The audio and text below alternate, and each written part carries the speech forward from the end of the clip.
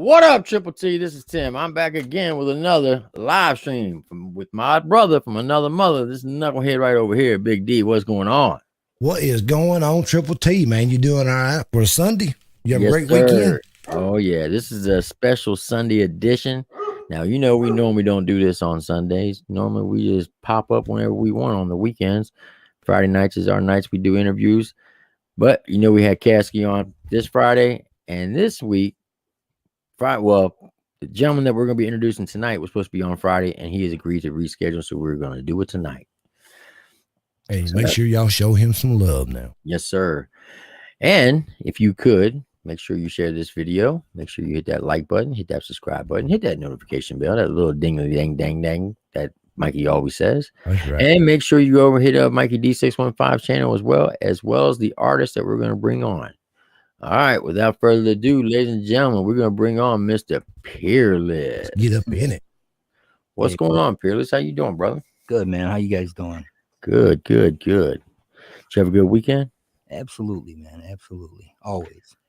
You got to be the most laid-back voice I ever heard. I mean, it's like when you talk, it's just like a steady line. Hey, nothing but love, man. That's what it's all about, man. Do you ever get riled up? Yeah, I have my moments, man. I've had my days. You know, I used to train and fight and all kinds of stuff like that. Whoa, hold on! I didn't know about this now. What do you mean, like MMA, UFC type stuff? Yeah. What? Yeah, back when it wasn't so famous, man. Really? Yeah. Yep. What was your how many fights did you fight? We didn't do anything professional. It was just within. I mean, there really wasn't a whole lot going on. It was back when Hoist Gracie and all those guys started out with Brazilian Jiu-Jitsu, and we were just training honestly at a church, and it was more of like a fellowship type thing, and just to get to bring people in, just about character and stuff like that, and building people up, and honestly just trying to put self-defense into people's minds in case, you know, you just reacting, you know, type stuff. I got you. So if someone has never met you or heard about you, and you had to describe who you are as a person and as an artist, what would you say to them? I'd have to separate the two. I have to say that as a person, man, I try to put everybody above myself. I really try to be, I want to leave like a lasting impression on people. I want to, you know, I'm a firm believer that we're brought before one another for a reason, and that in the time that I have with people, I want to have impact, and I want them to remember me for something that, you know, I was able to help them with, or just be a part of, or support them in any way. That's what I do, man. I'm a teacher. I teach alternative education for kids that are in danger of dropping out of high school. So been doing it, a long time. So that's me as a person.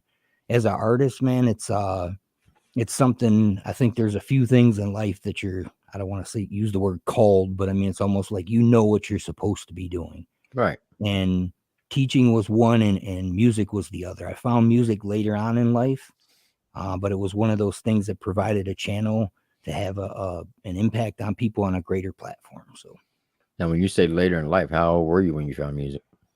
It's funny, man, because I couldn't do I couldn't sing. I couldn't do anything when I was younger. We literally used to sit around and try to act like we were Boys to Men in high school. You know, that whole era came out, and we'd sit in the car, and it was like, then we'd go to the amusement park, and they had these old, I don't know if you remember those karaoke things where you'd walk by and you could go in and they'd give you a cassette tape and you had to pay for it and all that. And it was never anything. And then, you know, I hit the bar scene a little bit, and, you know, after high school type stuff, and you jump on the karaoke and people are like, oh, you should be in a band and whatever. It never really hit me until I got into faith-based stuff. So that's when I was kind of drawn into it, and kind of, I could share my story, but it's whatever. Just when you know, like, that's what you're supposed to be doing, that's why I pursued it. I always say there's two reasons why you put on this earth. One, to do whatever job you're meant to do, and when you do that job, make sure you do it to the fullest. And two, tell your testimony. Yeah. So that's what you're doing right now, is telling your testimony. Yeah, no, I hear you, man. I just I'm not a huge person, man. I'm trying to beat people over the head on what changed my life. You know, I can share it, but I'm not about trying to change people in that way. I mean, people are going to receive things the way they receive it based on their environment and their experiences. And I'm just trying to soften people's hearts and let them know that love's still there. And what was what was done that changed my life. That's all I can do. That's facts. So if you're saying that you couldn't really sing growing up, what do you how do you explain your singing capabilities now? What caused it? I believe it's a gift, man. It's a tool to provide a way to share with people. Share Okay. your heart in a way. I think music is one of those things that's universal. Not all of us have to be in agreement on the genre, but I'm not about genres. I'm about good music is good music. You can see Facts. good music that people's hearts, their soul comes out. You see it, you hear it, you feel it. Mm-hmm. Anything they have to put on a billboard, it's just real. Okay. So with all the independent artists that are out there that are not signed, who's your favorite one? I don't know, man. I don't really have a favorite. I Or try. who's your top 5 independent artists? I don't independent. Mm-hmm. I don't really rank people, man. It's tough. I mean, I can give you like, here's who I'm exposed to, here's who I'm friends with, here's who I support, but I try to support everybody. Right. I'm not about there's some people, man, that I listen to and you see their attitude and you hear their comments, and it's like, man, you're just breaking people down. And I'm all about constructive criticism, and I'm all about understanding that not everybody's going to resonate with everybody. But at the end of the day, man, it doesn't, give any purpose to just break somebody down, to break them down, to put yourself above them. So for me, Right. I'm just trying to support people, man. I like Upchurch, man. I do. I didn't know anything about them till one of my kids in class, when I started my YouTube channel like a little over a year ago. One of my kids said, "Hey, have you ever heard of Upchurch?" And I'm like, what? I had no idea about this whole independent scene or anything like it. That's how it was with my son about a year ago. When I first started my YouTube channel, my oldest son said, "You need to check out Upchurch." I'm like, who in the heck is Upchurch? Yeah. But once I started listening to music, there's a lot of music I love what he puts out. Yeah, I do too. And I'm not into everything that everybody does, but I really like what he does. And one of my friends on YouTube, he just started his channel, and Upchurch literally came into his live and just $100. I mean, he was just. Is that And the the kid who does gaming? No. His name's Buddha Slim. He's just one of my good friends. He's a He did that to a kid that reactor. was on a gaming channel. He dropped like $100 donations. Yeah. And then he just, he fought, like, he comments on your stuff. Like, I don't ask for anybody to recognize me for doing stuff. I'm just doing it with the expectation of nothing in return. But he's a guy that will come in at 2 a.m. and go, "Thank you, Bubba. I appreciate that, man. I appreciate the time you put," or whatever. He just, most people don't do that because I think they get to a level and they put themselves to a point where it's like, "Oh, you peons don't belong here." So Right. he doesn't do that. So I like him. I've gotten to know. I like some of Mises's stuff. I've listened to him. Jelly Rolls. I like them, man. I don't know. I don't know all these people personally and what they stand for and all that. I just know their music. Right. Well, speaking of Mises, in my personal opinion, and I know some people may get upset by me saying this, I think he should have the same numbers as church does when it comes to like subscribers and views on videos. I believe the reason why he doesn't is because, he's a devout Christian, and a lot of people steer away from that. Yeah, I mean, to each their own, man. I can't knock anybody for putting their heart into something that changed their life, man. And you know what I like about him a little bit too, more so, is that he's real. Yeah. Some people are like, they get behind this faith-based stuff, and it's like, you can't swear, you can't have a sip of beer, you can't do this, you can't do that because you're going to be ostracized. And it's like, I'm not about that either, man. Yeah. Well, this is what I tell people when they say, "Well, you call yourself a Christian, but I hear you cussing." Okay, tell me in the Bible where it says I can't. Yeah. You know what I'm saying? So I mean, and people try to tell me because I don't really drink, not because I have anything against it. I just don't care too much. And not that I won't, but it's just like, it's not something I go, "Oh gosh, I'm just want to drink. Right. But I had to get some chicken fingers one time, and I was going into a bar to pick up chicken fingers because they're good. It's nothing to do with anything else, but it's like, I went into there to get the chicken fingers, and then the next thing I know, people in church are like, "Oh, I saw him at the bar." And I'm like, "Oh man, I can't do this." That's not what it's about for me, man. Yeah, those types of people, they believe it or not, they end up hurting the church because they push people away because of stupidity like that, in my opinion.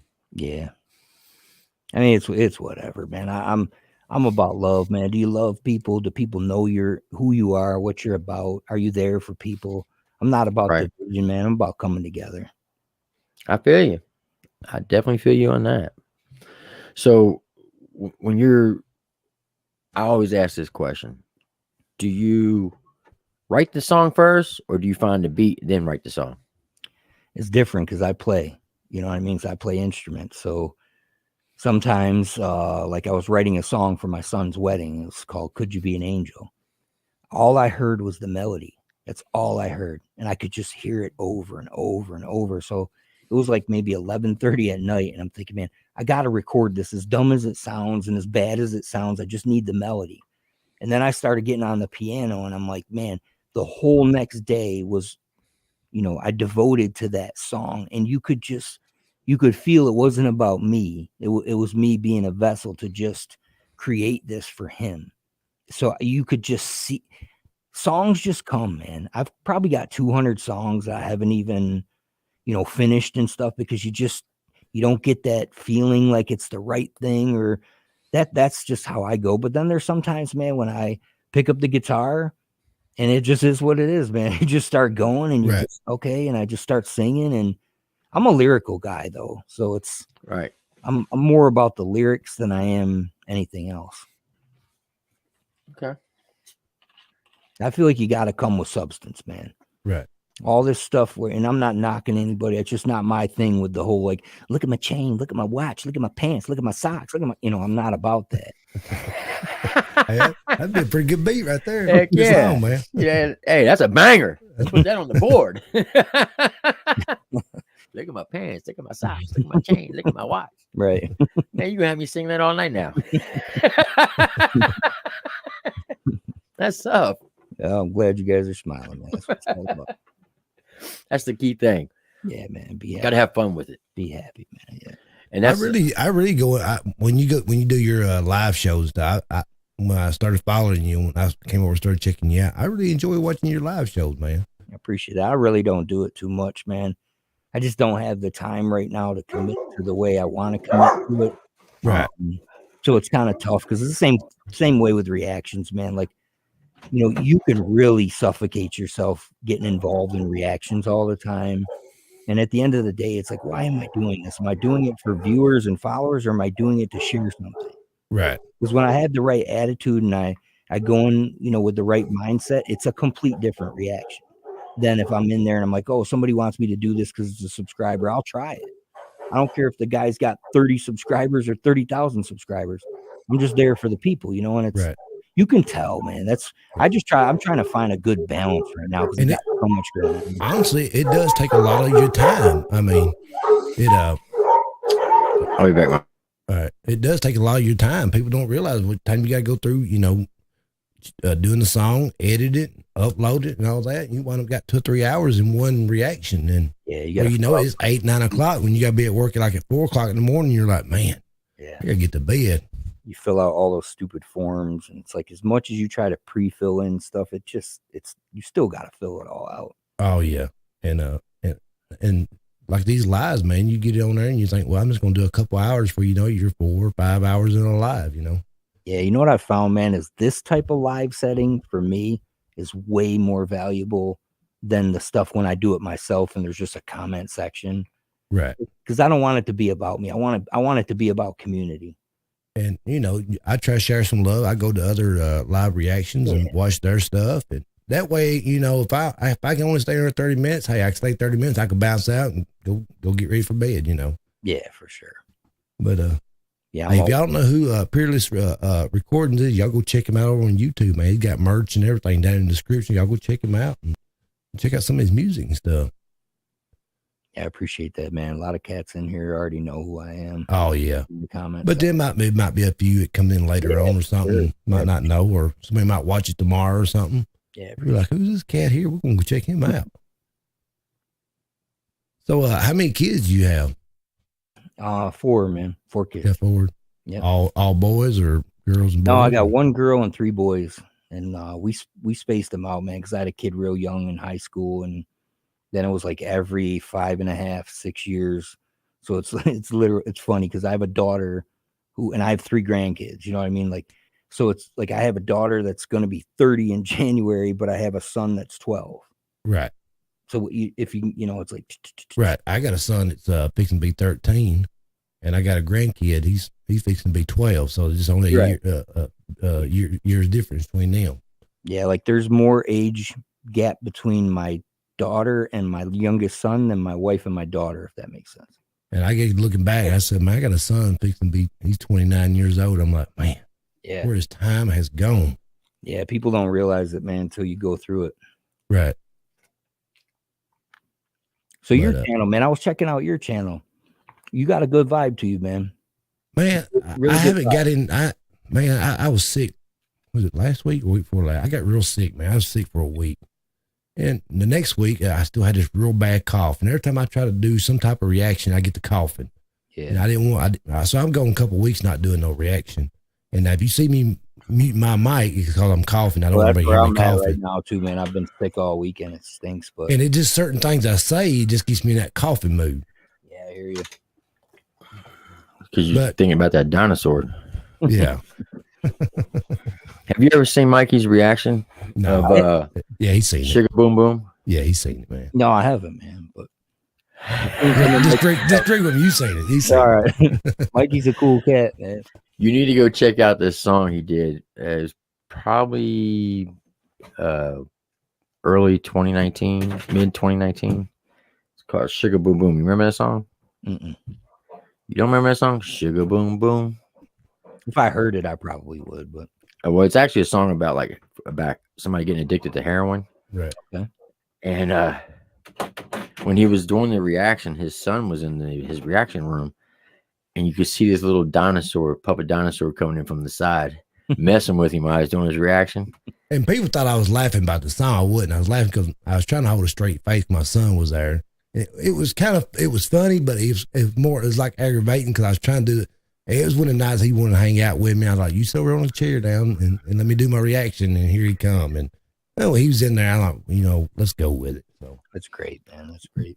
But that's back when I first started reactions. I ain't gonna say I was good at it. It sucks. And now the reaction, man, I'm like, holy cow, what were you doing? Yeah. Now that the word is out about it, everybody wants to see it. Oh, I know. Because it is the funniest thing in the world. One thing you gotta know about Mikey, he doesn't like to admit it. He's actually a really good comedian. But in order for him to become a comedian, you gotta get him really, really tired. Because the tired he gets, the funnier he gets. But when I started doing reactions, I watched a bunch of them. I'm like, man, I could do this. I could do it. And I've always been the kind of person I hate to be on camera. I hate my picture taken. And when I started doing reactions and I seen how many was actually doing reaction, I'm like, good Lord, there's more people than I thought was doing reaction. Mm-hmm. I said, I ain't gonna never get nowhere because a lot of people's already been in it for a couple of years and they already got 30 and 40,000 views or subscribers and stuff. I'm like, man, I'm just going, I started enjoying it. I started getting a little bit more comfortable with it. And that's what it's about, man. It's not. And the main thing, I met a lot of people, man, I probably never know, some really good friends and stuff. So that means more than anything. Yeah, I literally almost quit before Christmas, man. I was frustrated, didn't want to do it anymore, yada, yada, yada. And then all of a sudden I did a reaction to this dude that plays guitar or whatever. And I was like, poof, out of nowhere. Just when I was about to quit, I'm telling you, I was laying in the chair right behind me, frustrated, all to get up. And I'm looking at my phone, sick as a dog. And I'm going, what is going on? Is this a trick? Is this funny? Like, I'm telling you, subscribers after subscribers. The very moment I was going to quit, then I got to 10,000 and I made a video for my, just a thank you video. And it really put things in perspective for me on what I was able to accomplish, in the time that I've been on YouTube, the people I've been able to meet, the music I've made, I've been able to share with people. And it all started because my son asked me to go down and react to Dear God by Dax. I didn't even know what reactions were, man. He goes, just come down here, man. I'll show you what to do. And then there we are. How long have you been doing reactions? Oh, just over a year. Really? Yeah, and I don't really do them too much, compared to everybody else. But And it does get, frustrated because I've done a couple times. I've done a whole reaction, man. Get ready to go edit it. It won't be nothing there. I mean, man, I've got to hit play or something. I used to get frustrated because or hit record, whatever. I'd think like, well, nobody's even watching. But then I stopped and think about, okay, if 900 people watch this, it's 900 people that I got a chance for them to listen to what I had to say. So if I impacted 2 of them, it was all worth it. Right. It's not about thousands. That's where I had to just, retrain my mind back to where I started. And also you do a reaction on somebody, and you'll get a couple of negative people in there and want to throw some shade or be negative about your song, or you talk too much, not enough. And that kind of, back when I first started, I was like, man, it irritates the heck out of me. But I got to where I quit focusing on the 1 or 2 bad negatives and started focusing on more on the 20 or 30 good comments. For sure. I had to That's learn that facts. too. That's big facts right there. Because I ain't gonna let 1 or 2 negative comments, bring me down. Because usually they're talking outside their neck anyway. So Yeah, I get it, man. I've been there, and I just let it go. It is what it is. For every one person, there's thousands of people that are there in your corner. So that That's one right. person, no, not hating any, just go on, go to somebody else. There's millions. Fact. All right. So with that being said, how do you deal with haters? I used to let it get under my skin, and it does at times because of who I am. But I have to stop and realize that not everybody is who I am. Not everybody thinks the way I think, and I'm not right about everything. Right. I try to like I said, I try to build people up, not tear people down. But I always try to take myself out of a situation and look through a different lens on how somebody else might be looking at it, and understand that we come from all different walks of life. And when I come into a conversation, like I'm conversating with you guys right now, I have no idea what you went through today. Right. I don't know if you lost a loved one last week, if somebody made you mad, if somebody ran you off the road, if you're just having a rough patch of life. I don't know that. So I got to understand when I'm coming into the conversation or somebody commenting, I don't know where they're coming from.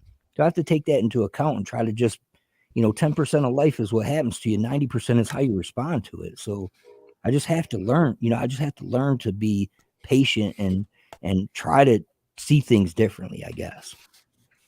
That's deep. I like that. That's very deep right there. Definitely like that philosophy. If I see a hate comment, I just hit a hard on it and keep on trolling. Yeah. Sometimes I make a joke. Like somebody said, shut up and let them play the guitar. And I'm like, okay, go walk barefoot up the hill 30 miles. I don't care. You know what I mean? Like, it's whatever. That's right. I'm like, if you want to hear the regular song, go watch the regular song. I mean, that's what it's called, a reaction. That's right. Let's click off. My response is usually what my dad used to tell me. He said, whenever somebody says something to you that, sideways, out of pocket, he said, just say, kill him with kindness. He said, just say this to him. And his response was, man, that's the nicest thing somebody said to me all day. Mm-hmm. Have a blessed day, Cletus. And he says, that's going to make them mad because they didn't piss you off. They didn't get under your skin. I look at it like this, man. You think about the face of love, whatever that looks like to you. You may be that only face to people. That person, you may be the only face that person sees or the voice that they hear that's of love. And that's your responsibility. So how they deal with it is up to them. That's fact. That is fact. Boy, you getting philosophical on Peerless. Hey, sorry. Oh, no, I love it. Trust me, I love it. I love when people do that because it shows what type of person you really are. That means that you're not afraid to put your emotions out there. Nah, man, I've cried on reactions, man. I don't I'm holding the bag, bro. I've seen some reactions and it just got me. And I'm like, you know what? There's people I know now. There's this lady from Hawaii. She's very supportive of everybody. She goes by Tater Monkey. And the only reason I know her is because she went to a Toby Mac reaction of his song called 21. He lost his son when he was 21. She lost a child. Connection made. Boom, boom, boom. I was in tears. I don't know how you couldn't be, but what am I supposed to do? Say, well, I'm too much of a grown man to cry? No, I don't think so, man. Oh man, you never too old to cry. No, That's for sure. man, no. I did a reaction on a song. I forget the name of it. It was basically about sex trafficking, and the video was to bring awareness of the sex trafficking that's going on in this country. The whole time I was doing this reaction, the only thing I could think about is my grandson. Yeah. Because he's 3 years old, and I'm thinking, man, if this was happening to him, how would I take it? And I mean, I was bawling like a baby. Do you know that YouTube took that video down and said I was putting out harmful content and gave me a strike for it? Mm. I was like, you gotta be flipping kidding me. And it was a song already on YouTube. Yeah. That's when I think they get into that algorithm, where they have to filter stuff. I don't know if people would do that or just a computer filter. If these buzzwords come up. Oh, I appealed it and I lost the appeal Oh, wow. because it had the word Trump in it. You could Because use that in your game. it was a military video, like using like special forces and the special operation commands, Mhm. and it had Donald Trump, coming down the Capitol tundra, and the soldiers behind him with the big smoke and everything. I mean, it's pretty dramatic, and shows them going into these houses, conducting raids and rescuing these kids. And because of that, they're like, "Oh, you're putting out harmful content." I was like, "Are you kidding me?" Mm. That's just weak. Yeah, it's goofy. It really is. Have you ever heard of New Breed of Jesse Howard? Actually, Mikey came into my live stream, man, and I'd heard them before. I just kind of heard them, didn't really like take the time to listen. Mm-hmm. And then Mikey came in my live stream, man, and he put up some requests, man. I'll tell you what, buddy. I was singing this one song the next day at school, and the kids are like, "What the heck?" And then one of the girls was like, "Oh my God, my stepdad listens to that song every day." And then we made a connection that way too. So they're pretty good, man. I've only listened to a couple songs, but I know the one. This Is My House or whatever. Mm-hmm. Yeah, welcome to my house and the land of the lost. That's the two I don't requested. Those punch me in the mouth a little bit, man. Have you ever? You should look up this one song called "Little Boy and the Preacher Man." Okay.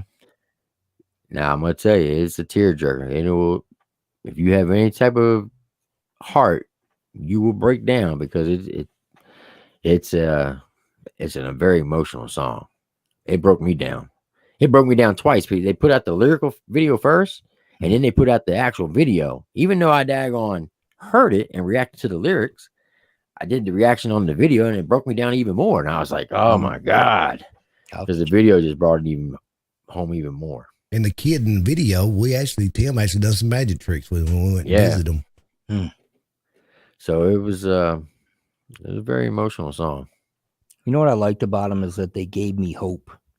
That I feel like there's, and I could be wrong, man. I just feel like there's some stereotypes about what somebody who raps is supposed to look like or how they're supposed to sound, and there's certain groups of people that kind of push people to the side when they try to rap, and I've kind of been in that funk lately, man, where I've just I don't ever in my life profess to be a rapper, man. I only started rapping last year to support what my son does. And I only do it when it's needed. I don't really put it too much into my music. I have a couple times, but when I watched New Breed in them, it just gave me some positivity that, you know what, man, I don't have to be in a certain image to express myself in a way. And if that's what it lends itself to be, then it is what it is. And that's like, I done my very first reaction on New Breed. Very first reaction on one of his songs. I can't remember the name of the song I done several of them. And it wasn't the very next night he was hitting me up in my messenger wanting to take me out to lunch. I'm like, I was kind of hesitant, like, who is this cat playing these New Breed? I mean, you just never know. Right. And nowadays you get I just kept talking to him, and he said, "Man," you ain't got to do nothing. I just come up where you live at. It was like an hour and a half drive or an hour and 20 minutes. I'm like, man, you ain't got to drive way up here. Just take me out. He said, no, man, it's my pleasure. He said, I appreciate you doing a reaction on me. I never had anybody react to my music. And I okayed it. And man, we met up. And the thing about it is, I see him on music, doing music and videos and stuff, but actually knowing the backstory, what he's been through life, I'm like, man, I don't even see how he's still here today because, oh my God, honestly, man, he's been rock bottom. He got on drugs real bad. He ain't gonna admit, he's not gonna shy away from it. He'll admit he lost everything he had. His own family member wouldn't even help him out, and he got to the point he had to live with friends, and he just bounced around different places, and to see where he was at then and where he's at now, and he don't do none of that stuff now. And man, I'm like, man, my hat's off to you, man. Yeah, if you could do it, anybody can do it. For sure. Believe it or not, he was homeless 2 years ago. Yeah. I mean, literally, he didn't have 2 pennies to rub together. And now he owns his own heat and air conditioning company. He owns 2 houses in Tennessee. He owns some property down in Florida. So, I mean, he is definitely a success story. And that one song, Welcome to My House, that cabin, that's his house, but he letting some people live there for free, man. That's how nice of a guy he is. He's letting them stay there for free. I mean, they taking care of the place for him. I mean, if you don't have nobody living there, it's going to run down, but he's got them living there, but they take care of the place for him. And I thought that was awesome. You know what I learned through that, man, is when somebody hits rock bottom like that, there's something down there that you needed. You know, whatever it was, you needed to be down there because there was something you needed, and the only place to go, man, is up. And you needed that to take with you to go where you're going, and then you're going to be able to go places that you've never been before. That's facts. If you actually talk to New Breed personally, he's kind of a quiet person, and it's kind of hard to understand because he don't really talk that much, and when he does, it's kind of like he's shy. He kind of turns away from you, but let a song come on or let a song come to his head. It's like he's a totally different person. I mean, he's wide open singing and right in front of you, and you know. The best way I can explain it would be like Ozzy Osbourne. If you ever listen to Ozzy, you can't understand a word he says. But as soon as he starts singing, he belts it out. Yeah. Well, that's New Breed. He's the same way. I got respect for what he's doing, man, for sure. Now, I'll tell you how I met him. When Mikey told me that, he's like, hey, New Breed and Jesse Howard are heading to California to shoot a video. I'm like, okay. He said they want to come by and meet you. I'm like, yeah, all right. Okay, whatever. I was doing a reaction on one of their videos, and at 8 o'clock at night, they hit me. I noticed I got a message from him. He's like, what are you doing? I said, I'm doing a reaction to your video. He's like, well, we'll be in your area in about 3 hours. You mind if we stop by? I'm like, what? They took a 5-hour detour just to come see me in the middle of the night. That's what's up, man. That's how, when I say real that those 2 cats are, they are. Because it's not about money. It's not about fame. They just want to help people. That's their whole mission in life, is to help people. They want to help other artists. They want to help people who help them. And they don't ever ask for anything in return. And that's what I love about them. And now, I mean, when we first started reacting to their music, they were what 30,000 subscribers? Yeah. It wasn't very much. And some of the songs didn't have a whole lot of views on them. Some of them did, some of them didn't. But now, they over 100 something thousand subscribers. And now you see their music on TikTok, like on IG and all kinds of stuff. That's awesome. Yeah. So you guys are super, super dope. What's the last song that you performed? Performed? Yeah, or recorded. Recorded? Rehab. Rehab? Yeah. I'm almost done with my next one right now. It's called Deception. What's it going to be about?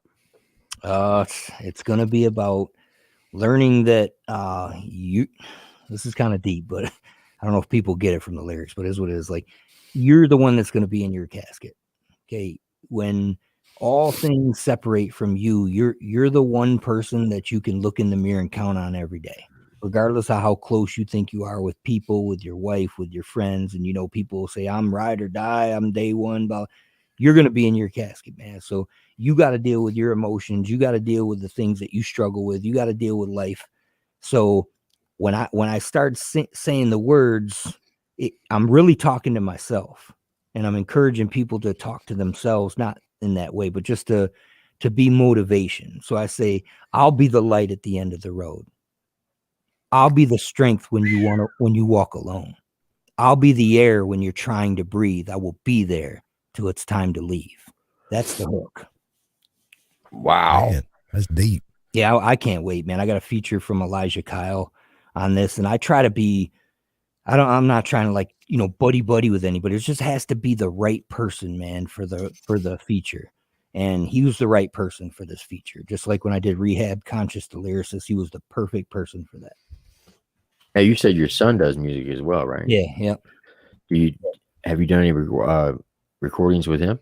Yeah, actually, we were able to do a song together. It was his first rap, feature. It's called Ready to Believe. We did that together, man. It was such an awesome experience. Yeah. And what's that song about? That is when, man, you gotta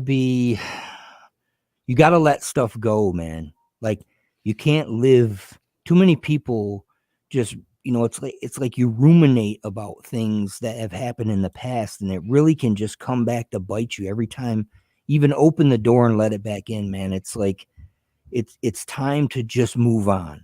You got to search for something every day.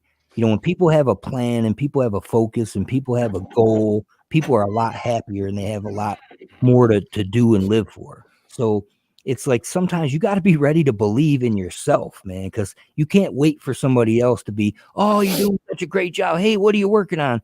Because I don't think there's a person right now that's going, man, I can't freaking wait for Peerless to drop a new song. It's not about, I don't think there's a person waiting for that. Right. But I'm going to be the person that I believe in. I believe in myself. I believe in because I know I have a purpose. Right. I'm not doing it for money or fame or any kind of notoriety. I know that I've been chosen to do this. That's why I'm doing it. So the only person that's going to get my butt out of bed is me. The only person that's going to get to getting is me. So that's what it's about, man. You got to be ready to believe in yourself. That is facts. Yeah, but that was a really good song, man. I really like that. And that was ready. That was, what's the name of it again? Ready to Believe. Ready to Believe. Yeah. Have a good night, Dan. Appreciate you coming on, buddy. Who's that? Daniel Armstrong? Dan Armstrong. Yeah, that's the dude that got me even started in this thing, man. I love that guy. Man, Dan's all over the place. What do you mean got you started into what? Into YouTube? No, I was actually just doing reactions, man. I did this thing called Teacher Reacts, and I was reacting to NF because that's my, my favorite artist. And he just started popping up, and he's like, Creek Squad. And I'm like, I don't know what you're talking about, buddy, but I love you, man. Thanks for coming in. And then he said, then I started doing some lives, and I introduced, I got hired to do the theme song for the UFL, which is like basically like backyard fighting. And now it's like they do like a guns down, gloves up approach to handling stuff. So if you're gonna handle stuff, man, get these out and put the guns down. If you got to get the gloves on, let's do it. And then when it's done, it's done. So he asked me to do it, and it has me, and I'm rapping, and I made this whole beat and this whole song and everything. And then Dan promoted it. And he's like, man, he's like, there's these people that do reactions to your music. And I'm like, huh? And then he goes, and next thing you know, Jacksonville Joe does a reaction. I'm like, wow, somebody reacted to my song. It's just a whole nother world for me. Right. You probably thought that was awesome. Somebody reacting to your music. Man. And Joe will tell you, man, Joe was a great guy. But I mean, he didn't have, his OBS was cockeyed. His camera was all weird. He was like this big in the corner, but man, he's a funny guy. And I was just so thankful for him to do that. So it all was through Dan. He's actually up in the chat now. I haven't seen him drop a comment and pass. What was the name of that song that he promoted for you? It's called the UFL theme song. It's Taking No L's. Heck yeah. Okay. I think Dan's Jacksonville Joe. I think he's coming out on was that a Cypher on or Jekyll? JMP. Yep. Yeah, JMP. I think it drops in a couple of days. He just dropped a song with Jewel that won that blind sight contest. Jacksonville just did a song with him. Oh, okay. Poured his heart out on it, yeah.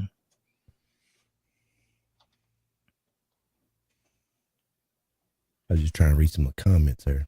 You gonna pull up one of them songs, Triple T? Yeah, that's why I keep asking. What's the name of it? Yeah, it's funny because these songs will give people a complete. I have such a different vibe with so many different songs, man. Well, we play one of these songs, you can actually you can tell everybody what it's all about because some people might think it a different way. Yeah, I've got a What- country song, I've got a wedding song, I've got rap, I've got my own stuff, I've got all kinds of stuff, man. I just want to appreciate everybody coming over tonight, hanging out with us. I usually try to give everybody a shout out. I appreciate y'all too, man, because there's people in here that I know that they're just good people. Right. That's what I want to surround myself with, man. We do have a good group of people, man, that come up here and show a lot of love and respect and all that. And that's what it means. Yeah, it's great that you guys are doing this too, man. I will say this on this channel and Mikey's channel, and no disrespect to anybody else on that has a platform or YouTube or anything, but I would put our fan base up against anybody else's fan base. And what I mean by that is these people are some of the realest people that you will ever come in contact with. And what I mean by that is no matter who we bring on the show, they're always respectful. They don't get out of pocket. They don't say anything stupid. But if somebody comes up in the chat and starts going sideways, they take them off at the head quick. So half the time they're like, "Did you see what was going on in chat?" I don't even look because the mods that we have, some of the best mods you will ever come across. Respect. Awesome.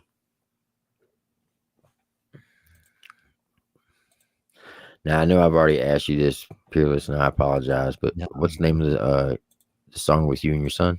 Ready to Believe. Ready to Believe. Yeah, we appreciate everybody up in the chat.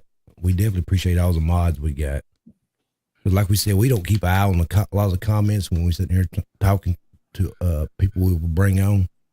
Every now and then I try to glance over and read some of them. But I was too, just a little. Because if I ain't careful, I get to reading what they're saying. I get to repeating to you what they're saying. So. Right. Yeah, it's hard for me to do two things at once. There's people who stop their lives and read every dang comment, and I'm like, oh, what are we doing? Well, sometimes they get talking amongst each other, and then you get if you ain't been keeping up with it, it's hard to follow what they're talking about. Right. So you said you had another song fixing to drop here. Yeah, shortly, Perception. Yeah. Just finishing up the video, and I'm a pretty particular person, man. I want when I let it out, I want this to be what my best work is at this point. Right. So I rushed it. There's a couple songs that I rushed because I was so overly anxious, and I go back and I'm like, why'd you do that, man? There's a couple things I've done. I've gotten in a big hurry to do. Tim must move to his house on a railroad track. Man, that train, boy, every Sunday night it comes through and it just loud as all get out. But see, I don't ever notice it because, I hear it all the time. But when I'm on here, people are like, where's that train coming from? I'm like, oh, snap. In my county, there's a couple of cities, they can't even blow their horn at all. It don't matter if they go through an intersection, they cannot blow their horn. Really? Reminds me of that movie Coming to America. You remember that back in the day? Yeah. Oh, yeah. When Semi had to have that little apartment and the train going by. That's right on they lived right there in the city with the railroad tracks, wasn't it? Yeah, yep.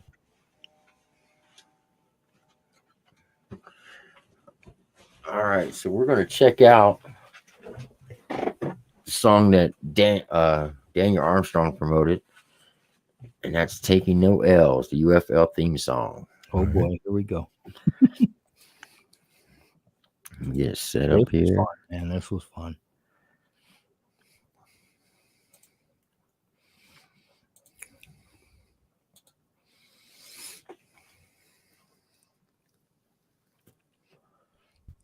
You gonna actually show the video? Yeah. Okay, cool. I'm gonna get lost in the video. Yeah, sometimes he has to download it so it won't have no buffering in it. Oh, okay. If you don't download it, if he just plays it straight through Yardstream, we'll get the buffering in it. It kind of messes everything. So we learned that if we just download it and then play it off my media drive, it goes a lot smoother. YouTube MP4.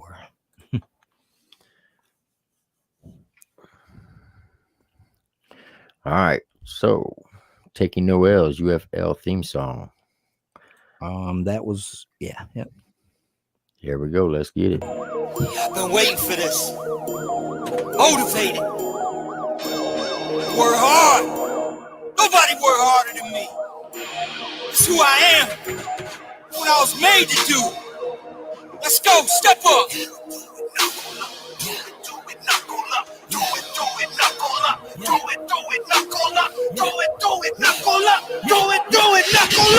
This is a place where this cold world don't face me. I fight for my life. Motivation has changed. Oh my God. Man. You see that hook though? Hold on. Man. Hold on. There's some big old dudes up in there now. Good Lord.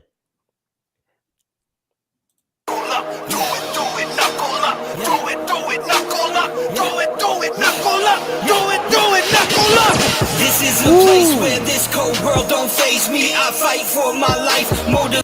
Hey, the guy in the full tattoos, do you know him? Yeah, he's my boy, Mighty Mouse. Okay. Man, they really doing this backyard stuff. Yeah, it's a lot bigger now. Motivation has changed me. I will not lose. That quote is from Jay-Z. Guns down, gloves up. I'm about to go crazy. No need to talk about it. You think you're tough, no doubt about it. You run your mouth, so let's fight about it. I'm throwing bombs, you shadow boxing. You think you running the game? Step in the ring and I'll show you the pain. I am insane. You are just lame. I am the champ. What is your name? Coming back quick with the combo. Ooh, I like that. Mm. I like that. He said, "Come in the ring." What's your name? That was cold right there. Man, And they just now- they got the lines up and everything just playing right there on the yard, ain't they? Yep. Now, how long you been doing this? I don't do this, man. I was just supporting what he's doing. Like when I was fighting, we do actually like MMA stuff. Right. Oh, okay. Okay. I got that D like Rondo. Training all day, that's a motto. I'm winning this game, no lotto. You better get out of the way. You wanna live through the day? All I can say, rest I will do. Talking so cheap, wait till I'm through. Watch from the stands, Mouse will be raising my hands. I'll be the one with the fans. UFL is a brand, it's in demand, it's in demand. Ha! Call me that fire like pyro, knocking you out like I'm Wilder. The video about to go viral, head is spinning like spirals. Excuse me if I am leaving it all in the ring. You think you know me well, but you really don't know a thing about me. You getting crazy, your words and punches don't faze me. You want the smoke, try to blaze me. I'm nothing short of amazing. Hold on. Boy, you got knocked the bleep out. Yeah, Jacksonville Joe. When you Man. get a reaction to this, he goes, "Oh, he hit the off button." That's Good Lord. He's stunning with I like the Stone Cold Stunner right there. Man, I ain't gonna lie. What you say, Mighty Mouse or something? yeah, Mighty Mouse. Yeah, Man, he ain't got a spot on. He ain't got a tattoo, does he? nah, man, he was up in the yard for a while. Shoot. Is he still doing this? Yeah, it's on a much bigger level now. Yeah. Man. All right. Crazy, your words and punches don't faze me. You want the smoke, try to blaze me. I'm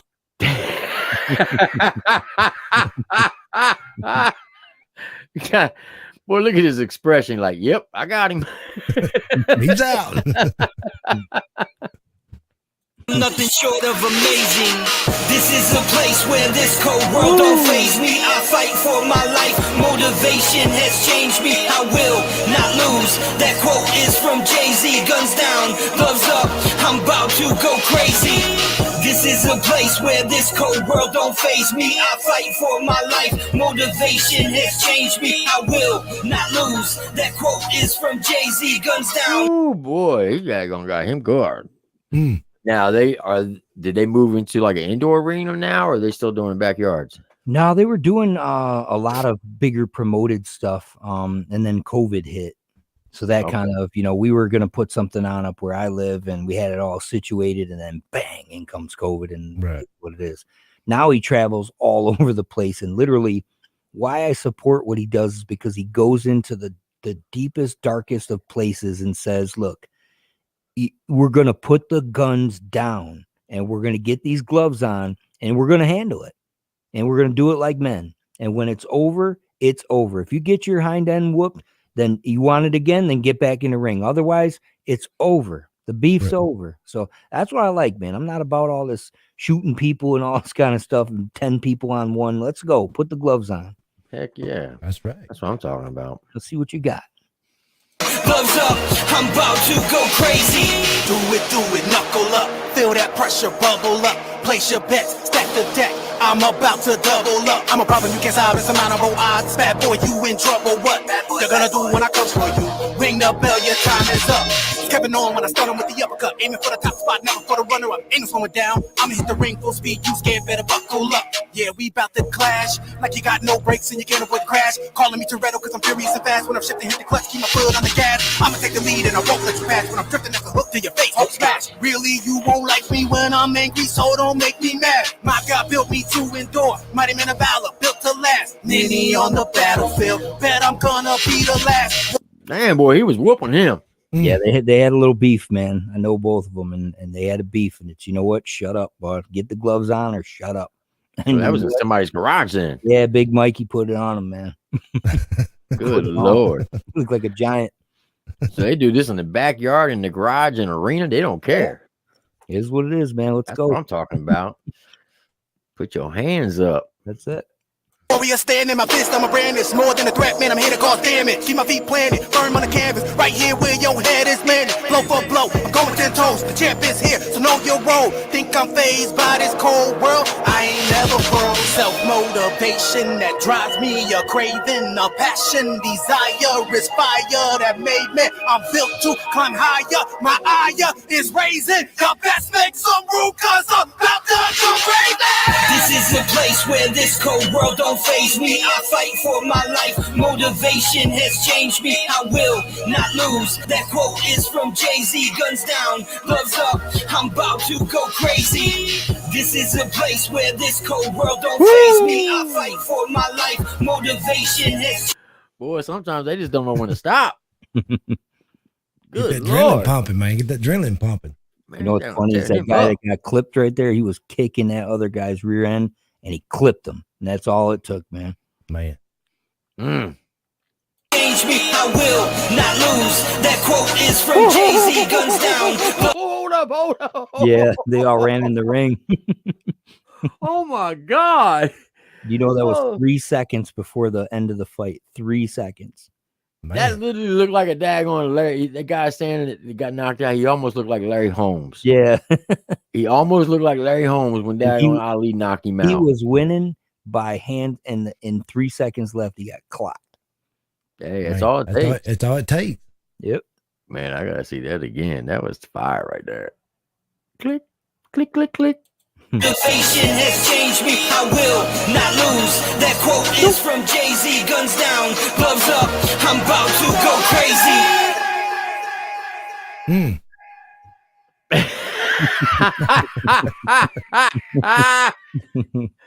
That's what's up right there. That was fire as hell. I like that. Oh, Joe said that's the off switch. That's it, man. That's all.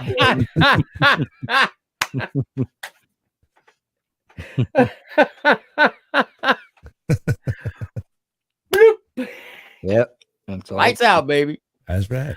Oh my God. Oh yeah. That was a dope song right there, man. Thanks, man. I appreciate And it. I appreciate what they're doing, man. And that's right, man. Put the guns down and Yeah. put them hands up. That's Guns how we are used to do it back in the fun, man. day. Wasn't none of all this shooting stuff. No, you go hunting with your guns, man. Not people. I mean, we've had knockdown dragouts, and thought we was gonna kill each other, but an hour later after a fight, man, we come as friends. Yeah, have a beer. Yeah, absolutely. Now, and you say you don't want to rap anymore? I never have professed to be a rapper, man. I've never. Well, I understand that, but I mean, you're very talented at it, Peerless, for real. I appreciate that, man. There's people who are at different levels of rapping that aren't supportive in that way. They're just, they just think that you've been doing it your whole life and that you're out here trying to compete in a rap game. That's not me, man. Have you ever heard of Tyson James? Yeah. Yep. You might have the same calling that he does when it Yeah. comes to rap. I look at it like this, man. If the song calls for it, I'm in. Because his whole message is to help people through his music. whether it be Mm-hmm. physically or spiritually. Yeah. And he'll tell you he can't sing, but he can rap. But you, on the other hand, you can do both. Yeah, I try to do what the song fits, man. I've got another song that I rap in. I did a couple cipher, like I did a cipher for people that I know, including my son, and I did a What's Poppin' remix to support my son and another couple people I know and stuff like that. But I don't profess to be like, yeah, this is what I do. I just is what it is, man. Good music is good music. I feel you. Well, you definitely talented. That's for sure. Definitely are talented. All right. So now we are going to check out. So when you're playing this, is your volume on your computer while you're playing it, or do you just let it play through StreamYard, or is it also playing loud on your computer, or just through your headphones? Through my headphones. Oh, okay. Why does it sound bad, or It just got a weird echoey, like the song is never like the way it's supposed to be. It's got this weird like feedbacky kind of stuff. That's why I was just asking you before, because I didn't know. Because I know, like, if I put my speakers on right now, see how you can hear it through my right? So if I take them off, now I'm good. But if I Right. have Yeah, I don't even have speakers on my laptop. Oh, well, the music, there's got to be speakers that come out. Right. I mean, it's internal speakers, but I'm saying, so the way that mine's set up is, so I got my mic right here, right? Yeah. So this is my primary speaker. Everything runs through this mic. Mm-hmm. But so it's not playing out of your computer that would be going through your microphone? Yeah, it's so out of your headphones? Right. So it's coming from the computer to the mic, and then from the mic to my headphones. What he's saying is, when you take your headphones off, you can't hear the song. Right. Right. No. Oh, okay. I just want to make sure, because it sounds like it's coming out of your computer or out of your head through the microphone to us. Because it's got like a weird. It doesn't sound the way, like that song didn't sound anyway the way. Okay, so I probably know why, because this mic is so sensitive, so it's probably picking up the echo from the headphones. Oh. So this next song, I'm gonna mute it, and then you'll be able to hear it, but you won't hear the echo. Okay. Yeah, I was just curious, because I didn't know if you knew. Nah, I appreciate it though. Yeah, no, it's cool. Yeah, Tim never knows till we tell him. Well, I don't think any of us know much until somebody tells us. Now we was playing it through Yardstream before, man, on certain songs, and man, he just get the buffering so bad, and it just made the song horrible. Oh. And so we started downloading it. Gotcha. Well, Tim did, and started playing it, and it wound up being a lot better, but it's still not 100% like you would go listen to it straight off YouTube. If I did it on mine, would it sound better? Oh, you talking about if you shared it? Right, yeah. I don't know. I have to ask Tim. I don't know how all that works. Can you hear him, Tim? What's that? He asked if he shared it, would it be better if he shared it? Oh, we can. It doesn't matter. I just know the songs, even when I came on the last time when your song, it doesn't sound the way that, like, that song didn't sound anyway like it should have sounded, like the quality of it. It's almost like it had a lag to it or something. Yeah, it's got like an echoey back feed. Because even like the songs you play, when you played Rehab and stuff, I'm like, it didn't even sound like the way I really sing it. It just was this weird kind of thing going on. I don't know. All right. Well, let me Yeah, try this once. I think Tim needs to wind up getting him a big fuzzy ball going in his mic. That'd probably cut some of that out too. All right. So let's try this. All right. So we're going to do a song with you and your son. Mm-hmm. All right. Yep. Let us know if you hear it, that echoey. It's every song I've heard. I know, but I'm going to do this now. Are you ready? Gotcha.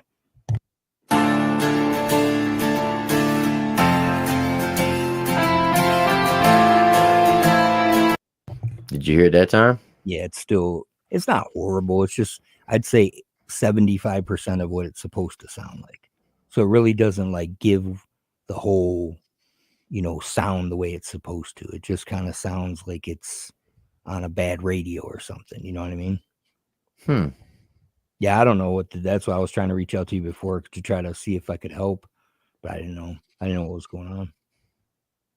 Yeah, when it comes to technology, I'm not the brightest. I'll be glad to help.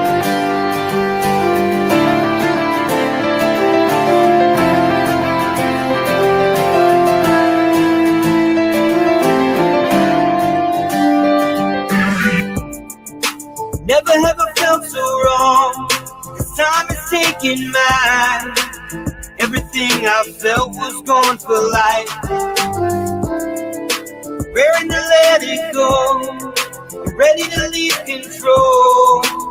In the hands of fate and by your side. Feelings changed by the breath. I feel like I have none left. Can you see inside my crystal ball? But I'm leaving it all behind. Watching for signs. You're ready to believe. Ready to believe. Ready to believe it. Ready to believe. Ready to believe. Ready to believe it. Rearranging all my time, taking back what is rightfully mine. I need to feel some inspiration now. Never going back in time. There's no reason and no rhyme. It's something I don't care to remember. I'm living in the here and now. Gonna pull through this thing somehow. Can you see inside my crystal ball? Leaving it all behind. Watching for signs to show. Ready to believe. Ready to believe. Ready to believe it. Ready to believe. Ready to believe.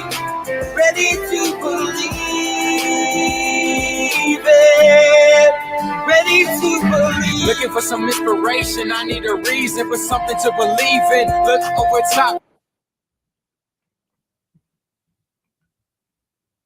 How old's your son? He is now, he just turned 22. 22? Mhm. Man, Okay. I muted my mic, make sure it wasn't coming through my headphone or something. Some inspiration, I need a reason for something to believe in. Look over top, ready to be leaping. I'm peaking, and my heart's beating, and the world seems it's done with the seasons. When am I ever leaving to head to a better place? I think now is the time to leave it all behind. I'm ready to decide to give this a try and take back what is mine. Push everything to the side, and this is where I lie. I got many reasons why to try before I die. Look inside my crystal ball, so much to achieve. I can see the signs that show I'm ready to believe. Leaving it all behind. Watching for signs to show. Ready to believe. Ready to believe. Ready to believe it. Ready to believe. Ready to believe. Ready to believe it. Ready to believe. Ready to believe. Ready to believe it. Ready to believe. Ready to believe. Ready to believe it. Hell yeah. Man, Who did the camera work? Actually, my he's, I don't know how to do it when you got 4 kids, but so I have a daughter, 3 boys, so my middle son, Okay. he does That all was- the stuff for me. That was pretty good production right there with that camera. Hmm. How he's overlaying it like that? That's pretty tight. Yeah. It's definitely got a Just wanted strong to- message to it.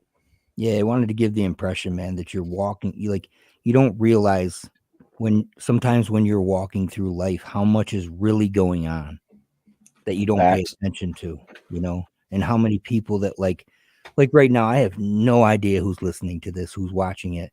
And there may be people just lurking that don't even say anything in the chat. So everything that you say and everything you do, people are watching. And Right. you have a platform for a reason. So you gotta make sure that even though there's all this stuff going on, that you are still on that path. So I wanted that video to be like, I am on that straight and narrow. I am on that path, regardless of everything going on. This is me, and this is where I'm going, and this is the message. So that's Man, what I wanted to depict. That's definitely a good way to look at it. Definitely a good way to look at it. You And know, there was a part in the video where it flipped. So like now things started going the other way. right.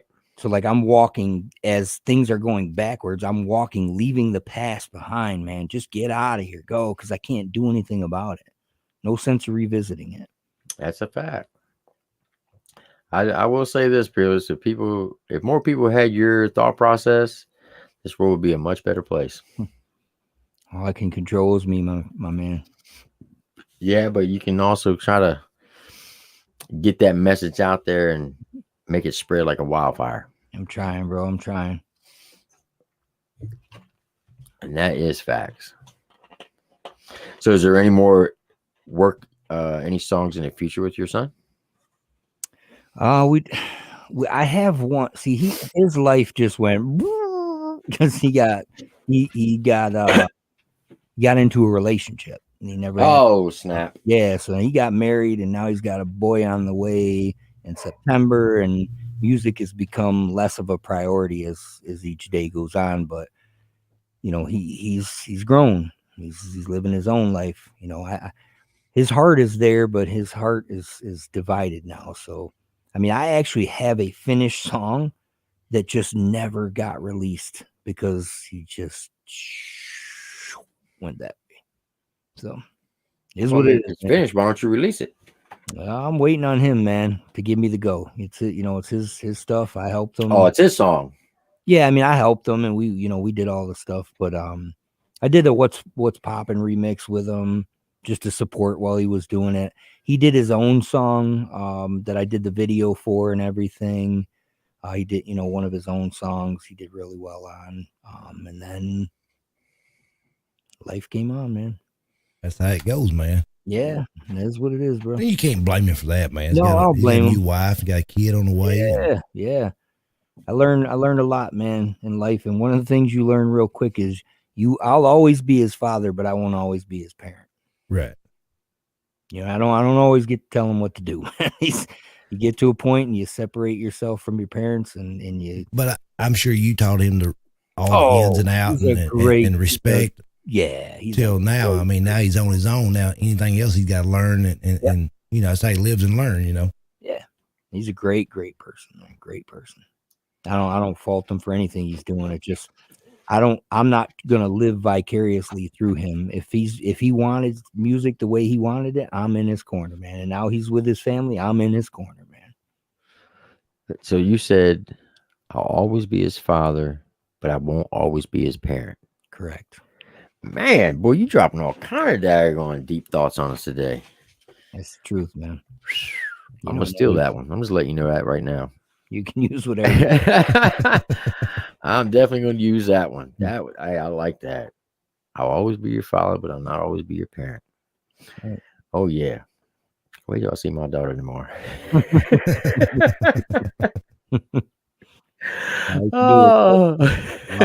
Love them, man. Do you have any grandkids? Yeah, I have three granddaughters. Ooh.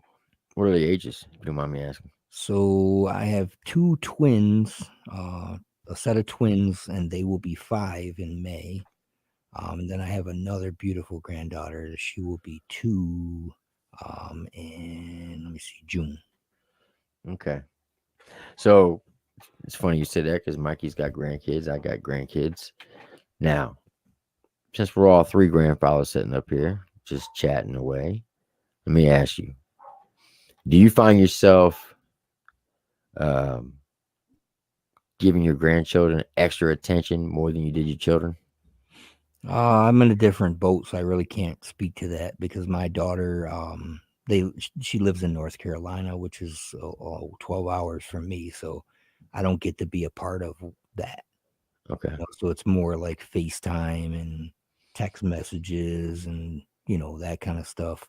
When we go down there, I mean, I'm all about it, man. I mean, my Right. kids know we go down there with a purpose. We're all in this together. So, I mean, I don't know. I mean, my son is up here where I live, so he's having a little boy, and I want to say it probably will be different just because of the proximity and my ability to see him more. So, Well, what I've learned, I'm kind of in the same boat.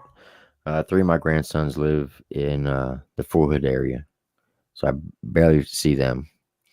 But my youngest daughter, she has a son, and I see him practically almost every day. Hmm. But and she's always telling me, "You love my son more than than you loved me." Nah, well, no. no. But what I do realize is that I'm able to give him more attention than I did with my own kids, because when you're young and you're raising kids, you're so focused on the job and trying to provide for your family that you don't take time to really to smell the roses per se. Yeah. But as a grandparent, at least in me, I realize, man, there's a lot of things I could have done as a parent.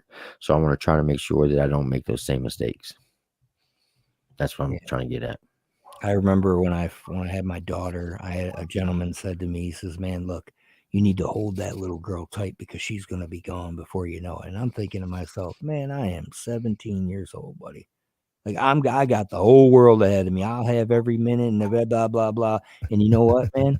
I'm sitting right here. And the older I get, the older she gets, the less she needs me.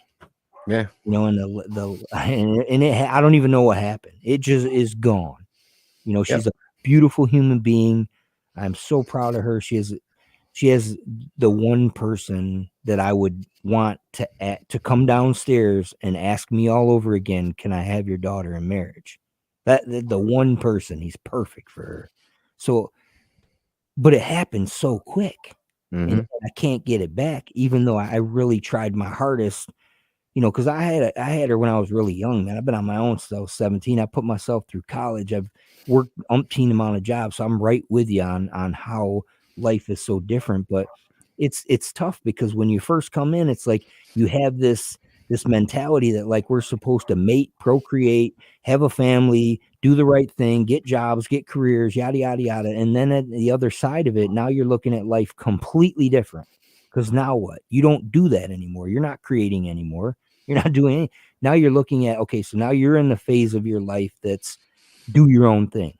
That's what your phase is right now. So you get to devote your time to the things that you want to, where before your priorities and your time was sucked up by things that you needed to be doing at that time. It's just different. It's not that you love your grandson anymore. It's that you have you're a completely different person. That's facts. And you're loving him in a different way because you've learned so much throughout your life on how to love people and how to treat people. And he's getting the benefit of it. That's all. Yeah, that's true. That's facts right there. That is definitely true. I got four grandbabies, man. I got 2 more on the way. And they're like a couple months apart.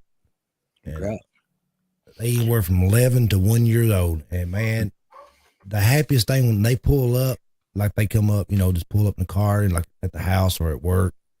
First thing the grandkids do, roll down the back window and say, Peepaw, give me a hug. And man, that just makes my day. Even if I got a crappy day, man, just seeing them and they're always smiling. I'm always, they just always put a smile on my face. Yeah, man, that's what they just seem like they're never in a bad mood. I love that you said that they call you something other than grandpa. Yeah, they call me Peepaw. Yeah, I'm Papa. Papa. I love it. I'm Pawpaw. Yeah, I love it. At first, I'm like, Peepaw. I said, who? I mean, I at first it didn't grow on me, but now I love it. I love how they say it. As kids, it don't sound quite right, but I know what they're saying. But record that one time, man, because you're gonna miss that, buddy. And if they come to the house right now and say, Peepaw, we want your refrigerator, I'd be like, let's get it out to the car. That's just how I am, man. I mean, yeah. But because I went through a relationship with my first wife, It didn't work out. We got a divorce, and that took a toll on the kids. It was around 11 and 13 years old, and they was at that age they knew why mom and daddy ain't together. And man, I think in the long run it kind of hurt them a little bit, and I blame myself for that. So now I try to make all that up. You know, I know I can't make it up, but now I try to make it up with my older kids, and I don't want to do anything to jeopardize my grandkids. Right. You're built different now, man. And you know, when you go through a divorce, I'm not saying anything bad about my ex-wife, but sometimes she uses the kids against it. And if something didn't work out, first thing she would tell them, "Oh, your dad don't love you," and all that. And that hurt them more than anything. I wish she never would said that, because it wasn't nothing but a lie. That was just to get back at me. They know different, man. Yeah. And as they got older, they see that now. Yeah. That's true. I never talked bad about my ex-wife in front of my kids, because at some point in time we had to have feelings towards each other, or else we wouldn't have been together. That's the way I look at it. So why try to badmouth him in front of the kids? Because it's not gonna do any good out of it. But for some reason, I don't know if it's a female thing or what, but my ex-wife was the same way. I mean, she used to talk all kind of smack, but in the end, it all came out and everything was good. And see, my thing is, I moved out when I was 15 years old. I moved out of my mom and dad's house. I got married when I was 16. Day after I turned 16, I got married, and we was together for 12 years. And I think the last year, my mom, what kept us together. And when my mom passed away, and man, it just seemed like everything come crumbling down. I mean, I lost my mom. My relationship started going south, and nothing went right for about a year or so. And, you know, I've got down on my low myself. I mean, I've got very low, and I'm like, you know what? I'm better off not being on this world. I was almost done with everything. I got where I was drinking real bad. I had to get up in the morning and have a real bad hangover. First thing I do, grab a beer, and I wasn't going nowhere in life. I was lost everything, and I was just pushing everybody away. And finally, I just woke up one morning like, you know what? I had enough of all this. I've got to change my life, pick myself up, start working even harder, and start all over. And that's what I did. And you had to come to that realization, man. Right. Nobody else could have. So what makes Peerless motivated? What motivates you?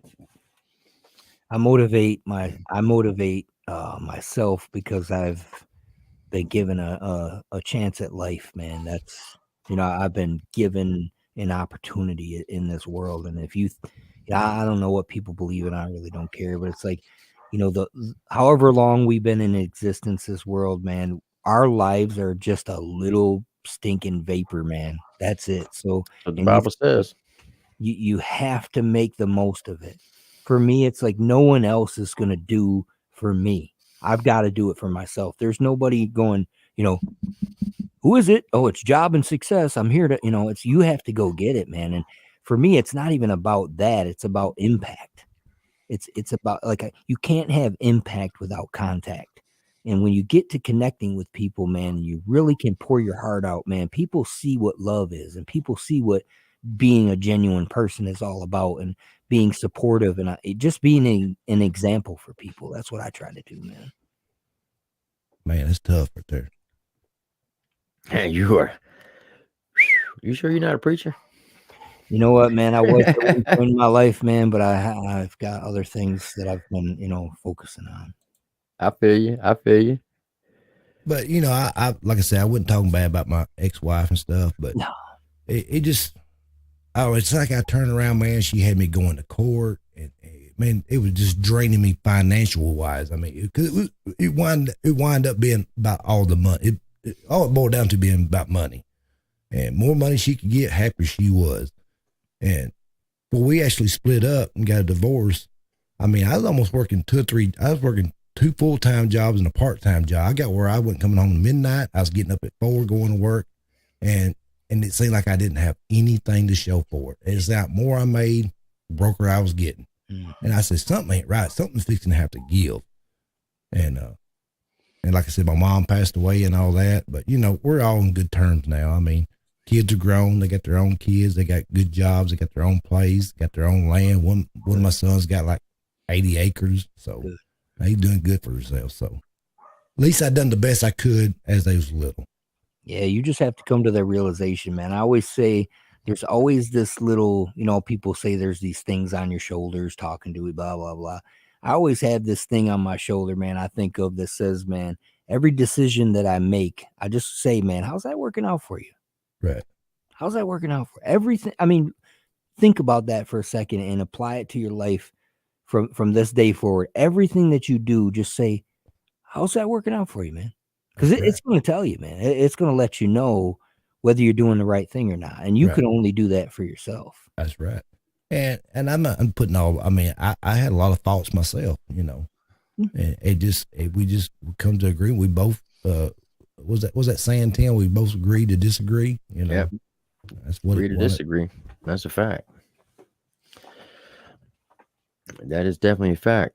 Because if you don't, it just gets uglier and uglier. That's what I've come to. I've seen a lot of what you guys are talking about, and unfortunately, I haven't had to go through that. Now, I'm not saying that my marriage has always been perfect, man. We've been together for 30 years, so you can just imagine there's ups and downs and roller coasters like everybody. But when I wrote that song for my son's wedding, man, that was my heart and soul on how it is. When you love somebody, man, it's just, I called it, Could You Be an Angel? Because I feel like there's a counterpoint to your soul that's provided. And until you find that, man, you don't realize what genuine happiness is all about, what genuine love is all about. And I was blessed enough to find that in an early age. And did you release a video on that song? Yeah. It's called Could You Be an Angel? Yeah.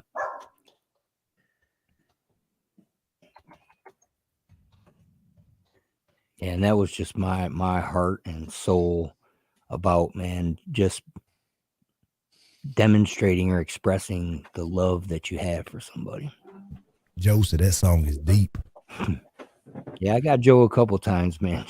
Joe's one of my boys, man. Joe, I've gotten some emotions out of Joe that he needed to get out, and he's been really just stepping up. Like, he's grown tremendously as an artist, as a person, just being able to express himself more, man. He's a really good dude. I mean, I know he hides it well with his comedian stuff, and he is a funny cat, but he is a good person, man. We all try to hide it, but there's certain things, like certain songs that my mom played as I was a kid, and if I hear them songs, man, it just brings back memories.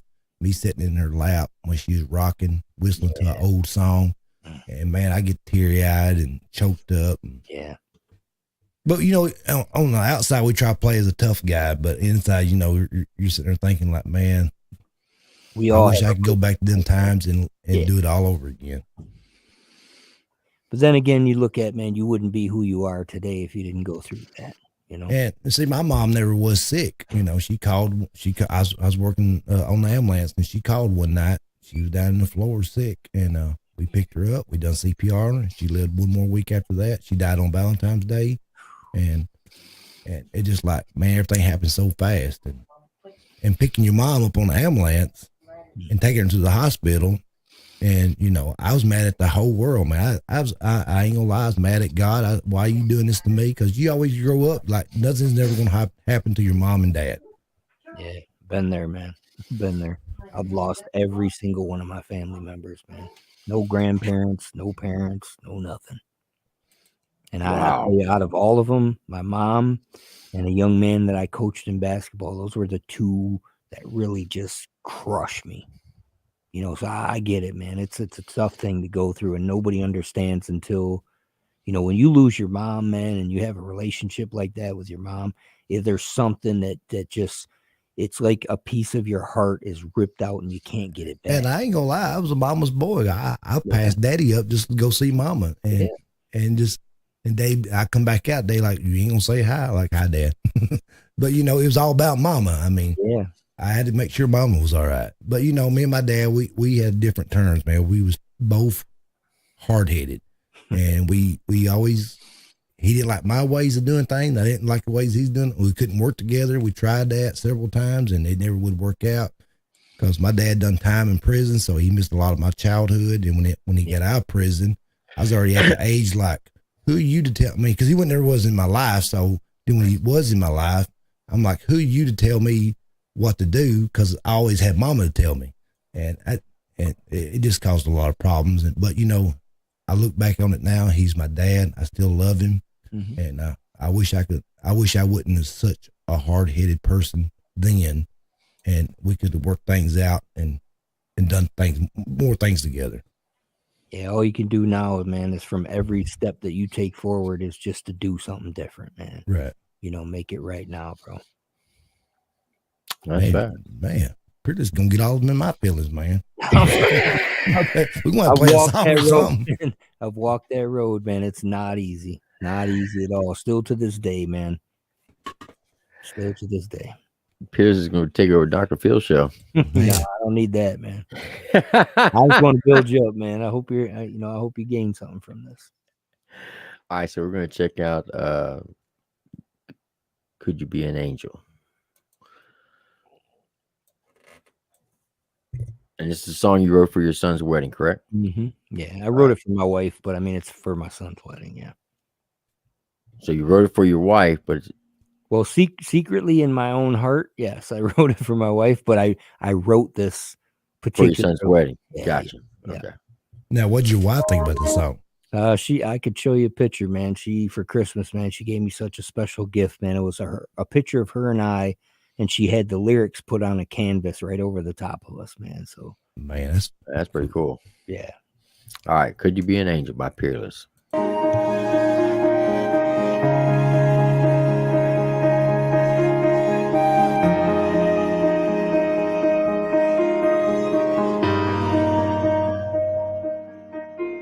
Every step that I can take is a chance for one more day to walk a different. Now I can see in this song why you said people say you sound like Billy Ocean or Billy Idol or Phil Collins. Billy Joel or Phil. Was it Phil Collins? Yeah, that's what people. Phil Collins. Yeah. I would say Billy Joel on this, not no Phil Collins. What people say, yeah. I don't see why this song ain't even on the radio. I can hear a Billy Joel out of this, but not no Phil Collins. Yeah, now, I did see this song. I seen Crip actually react to this song. Yep. And at first he was like, he didn't know if your name was like the artist or he's like, I think he said something to the extent, it shouldn't be this hard to figure out who's actually singing this. Yeah. Now, is this your son right here or? No, these are, I have family in California and I have one of my family members is a professional comedian. One's a professional videographer. So he actually has all this equipment. So what I was able to do was to do some stuff on my own and then have him record some people in a setting that I could, kind of convey what I'm trying to convey. Gotcha. Okay. Different way than where I'm at. Believing in my soul, for this life is taking such a toll on me. As you can see,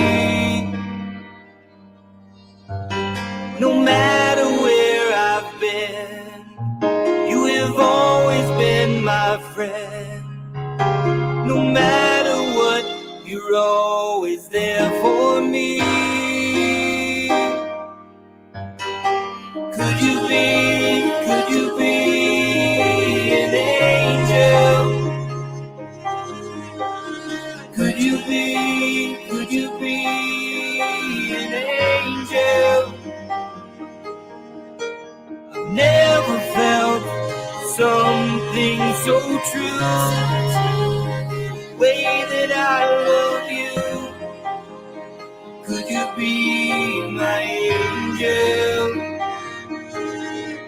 Every breath that leaves my face is another chance to say just how I'm amazed by you. There's so much that's on my plate that somehow you make okay, with a simple smile and the words that paved the way.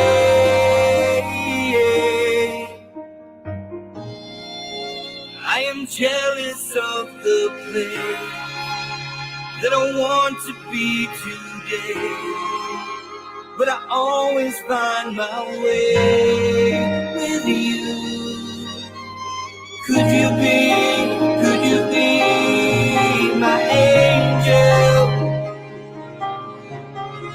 Could you be my angel? I've never felt something so true, the way that I love you. Could you be my angel? Oh, could you be my angel? Could you be my angel? I've never felt something so true, the way that I love you. Could you be my angel? Damn, brother, I'm telling you what, that song right there should be on the radio for real. I appreciate that, man. Thank you. What? Good Lord. I can't even say no words, man. That was, I don't use this word too often. That was just simply beautiful. Thank you, man. I appreciate I it. mean, good Lord. That Thank you, touches the heart and the soul. Whoo. Man, We're done talking about my emotions now. that gonna got me teary eyed over here. But anyway, especially the mountain part, man. It had me thinking about my mom. I know that it was for your wife and your son and his wife, but man, I just remember my mom always wanted to go to the mountains and stuff. I never got a chance to take her. And anytime I go to Gatlinburg or something like that, that's what all I think about is my mom. I just wish I had the chance to take her there one time, man. Well, I never got to do it. According to Tim's pen theory, man. Oh, you've heard that? Yeah, bro. That was deep. Every time you think about it, man, you're gonna take her there, man. One day you're gonna take her there. Hey, I'm a firm believer. We may not meet each other here on Earth, Peerless, in person. We may not. But I'll definitely see you on the other side. Amen. I know that for a fact. Yes. Or got me chewing a pack of gum over here. But yeah, the pen. They Yeah. say the pen's mightier than the sword. That's a fact. We're sharpening each other, man. That's what's up. It is. And my grandmother used to tell me that how I came up with that whole pen theory. My grandmother was my Sunday school teacher, and the way I talk about her, you would think, oh, she was a saint, and she was in a way, but she was also she was mean as a rattlesnake as well. What I mean by that is, I mean, you got to realize she grew up in the Deep Depression. Okay, so she raised 120 foster children. She would dag on whatever she can grab her hands on, and she was going to whoop you with it. Yeah. And in the story, right? But she would always tell me that God answers all prayers. I'm thinking, oh, cool. Well, I want to win the lottery. So every time the lottery would get, power numbers would get up there, I used to pray all the time, God, please let me win the lottery. Let me win the lottery. Let me win the lottery. Never won it. I'm thinking, maybe my grandmother's crazy or God just ain't listening. And then it wasn't until about 10 or 12 years ago I realized, man, that's kind of a foolish prayer. But then it dawned on me, is it really? Because, see, when I say win the lottery, everybody thinks Powerball, Mega Million, state lottery, stuff like that. So eventually I am going to win the lottery. That's when I die. Because, see, when you die, and if you're a person of faith, and if you accept Jesus as your Savior, you're going to enter the kingdom of heaven, where the streets are going to be filled with gold. You're going to have your own mansion. You're going to be able to see all your loved ones and families and friends and have feasts and festivities. You'll be singing and dancing with our Heavenly Father and the man who died on the cross for our sins. That's the lottery of all lotteries. Yeah. So I literally, when my grandmother passed away, I literally shed it. I cried one time, the day of her funeral. I haven't cried since. Why? Because I know she won the lottery. And every day on my birthday, her and all my other families who pass, on that day, they're going to peek over the walls of heaven and look down on me. And as I wake up, no matter where I am, they're singing happy birthday to me.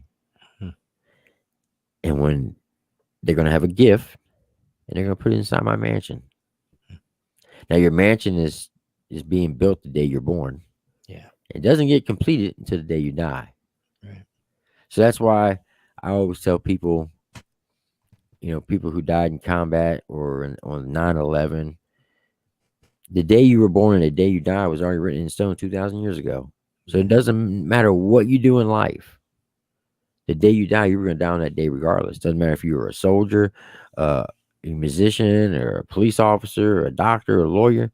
You're going to die on that day. So don't live your life in fear. Yeah. So that's how I live my life. Yeah. Good stuff, man. Good stuff. So we'll eventually all win the lottery. Yeah. You know what I mean? Yeah. And that's what gets me through. So that pin theory, I thought about, how long was it going to be before I see my father or my grandmother or my grandfather or my uncles or my aunts? And the scripture tells us, because you already hit it on it earlier, that we're just a vapor, right? That means our life is that quick according to God's time. Yeah. So the next time you see that family, or when you start feeling depressed or missing that person, all you have to say is, I'll see you in a second. Because that's how long it's going to be since the last time you see them. Yeah. You still got a job to do, man. That's why you're still here. Yep. And don't get me wrong, I don't want to die. I mean, I love living. Yeah. But in a way, I'm a little upset that, she won the lottery and I didn't. I'm just saying. You will, man. Me? You still got a job, man. Right. Not done with you yet. And I'm a firm believer in that, because trust me, I don't know if you know my whole story or not, and I don't want to really get into it because this is your time. I should have died many, many times, but I'm a firm believer I'm only here because of the grace of God, because He had other things for He wanted me to do. Amen. Period. Amen. And that is to help people, like you said earlier, on whatever it is they need help with, whether to get a certain message or just to make someone laugh or pick somebody's spirit up. And that's one of the reasons why I started doing YouTube. The main thing was somebody challenged me, I couldn't do it. And when you challenge me and I can't do something, then I'm going to throw myself full force into it. Number two, it's therapeutical for me personally, because it helps me get through some dark times. And number three, I'm not the greatest reactor. I can't break down bars. I can't catch bars like everybody can. But what I think I can bring to the table, and I'm not saying I'm the best at it, but I think I can hold my own. I think that I can break down the meaning of what that song means because of life experience. And like when people do those songs like on depressions or addictions or anything like that, I can relate to that because I've experienced a lot of those bad things. So I can break it down on what I've been through in layman's term and give my point of view for it, that hopefully that somebody can grasp onto it and it helps them get through those dark times as well. Yeah. So good stuff, man. Real good stuff. So when reacting to the artist like yourself, we're both doing the same thing at the same time. You're doing it through your music. I'm just doing it by running my mouth. You're doing a good job, man. I appreciate everything you're doing. I'm not doing that much. You're being a good leader, man. I'll tell you that. Jackson, boy, Joey, stop your daggone line. He said, I wish I could catch bars.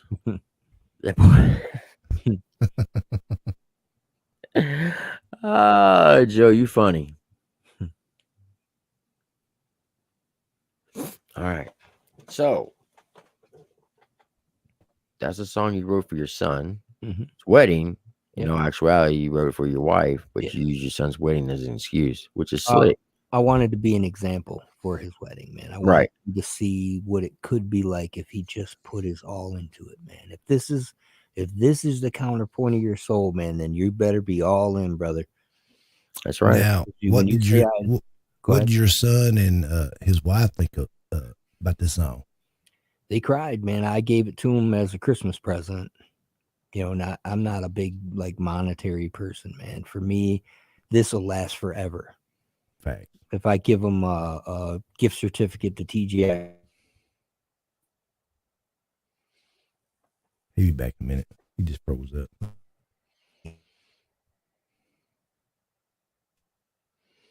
What up, Meg? Yeah, you're freezing up, Peerless. Pierce, you're frozen. Yeah, it goes in and out sometimes.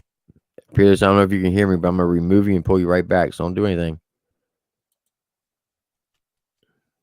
Are you there? Yeah, other day when he's doing his live, it was freezing up like that sometimes. It just come in spurts. Peerless. Pierce, I don't know if you can hear me or not. You might have to come back in. What's going on, Jamie, Stacy, Amy, Lacey, Joe? I'm trying to give everybody a shout out. Hillbilly, Firefighter 69, I hope we can come back in. Caterpillar. What's going on, Caterpillar? I'm just trying to give everybody a shout out right quick. There he Zach, what's going on, Zach? If y'all still up in here, There you my go. back. I'm sorry, man. Oh, you good? You good? Trust me. These internet around here is crazy. Now, if you don't mind me asking, what state are you living in? I'm in upstate New York, What part of upstate? Rochester. Rochester. Okay. Yeah. I deployed with a unit out of Rochester during Desert Storm called 134th Maintenance Okay. out of Rochester, New York.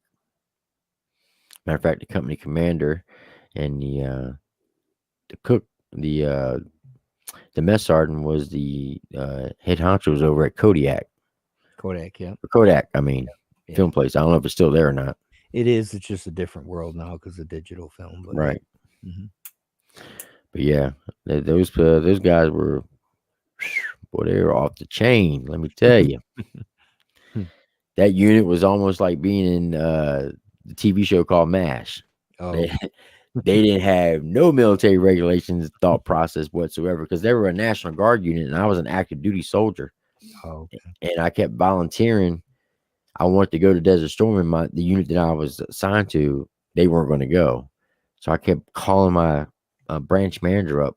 Look, I just want to go. I want to go. I want to go. I want to go because I didn't know when the next war was going to come around. Lo and behold, I didn't realize it was going to come sooner than I thought.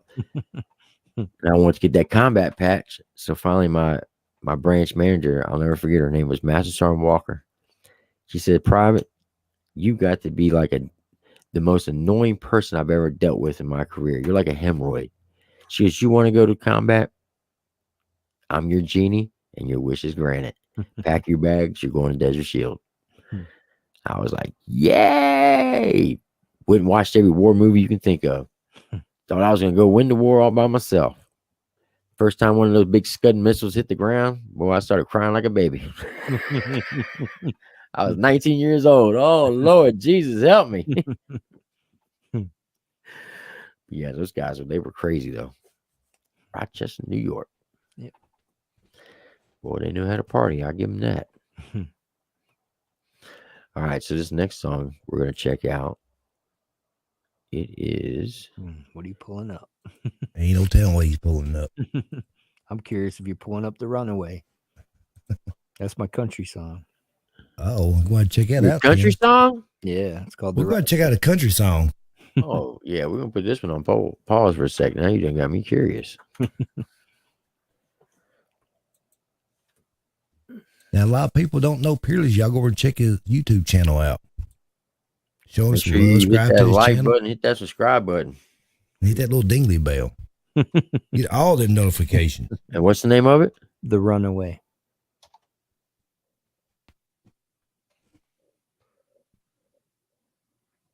You have a what's your IG? I know I'm following, but I can't remember what it is off the It's top of my head. At Peerless Recording Studio. Okay.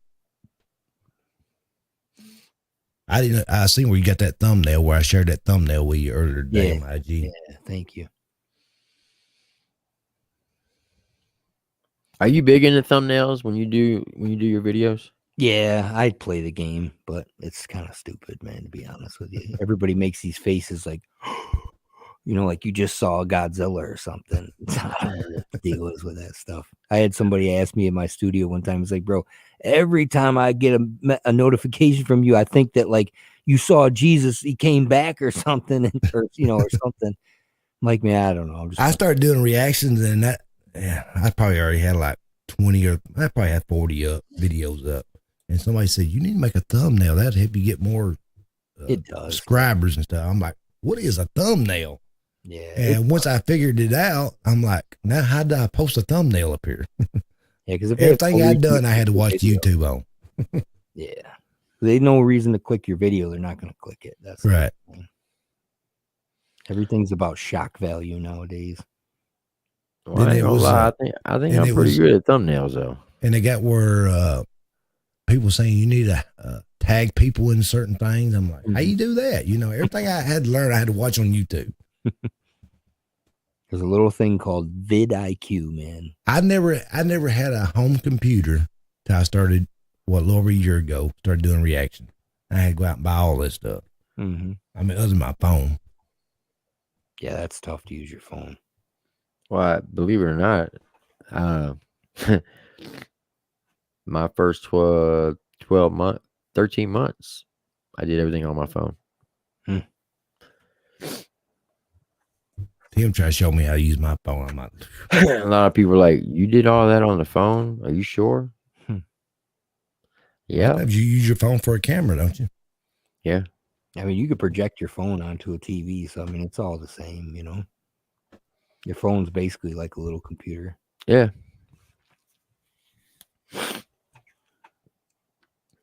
All right.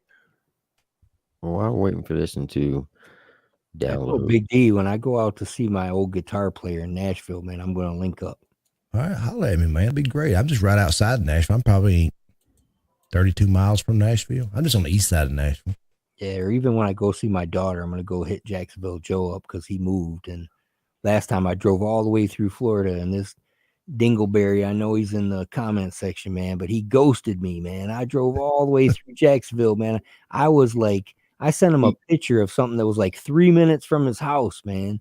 Like, he ghosted you for real? Yeah. He said he had a bunch of family over or something. I'm like, come on. What's that got to do with you stopping by? You can be part of the family too. I don't know. I love him to death, man. He had like a 27-foot hoop in his backyard on a tree.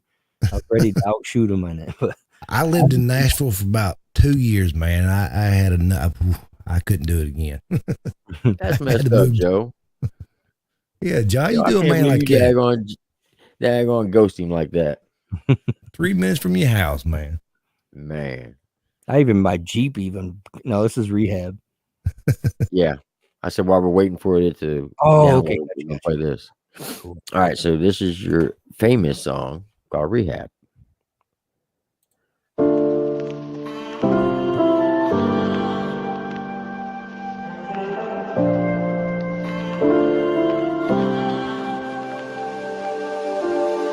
Took my world, flipped it upside down, that's what you did to me. Felt your eyes, felt your lips, felt your touch, felt your energy. The day we met at the door, we felt nothing but chemistry. We left a mark on each other's hearts, right where it's meant to be. I was living on the edge, I was living kinda selfishly. There was no room in my life for someone standing next to me. I kept it real from the start, that's just how it was meant to be. felt the love from my heart when this angel was sent to me. I was right, now I'm not, now I feel like a mess. I take you like a drug, I just can't get enough. Bittersweet is a pill that I don't want to taste. I hate that I become addicted to your love.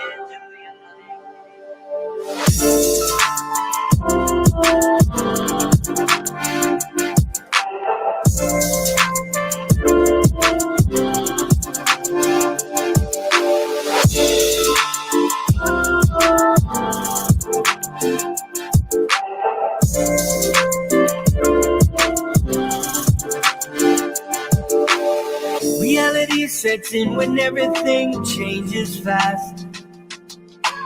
Worlds colliding deep inside, we knew we were built to last.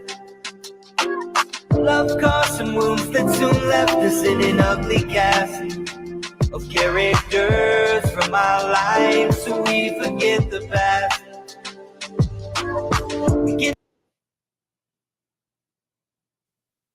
What's going on, Tyson James?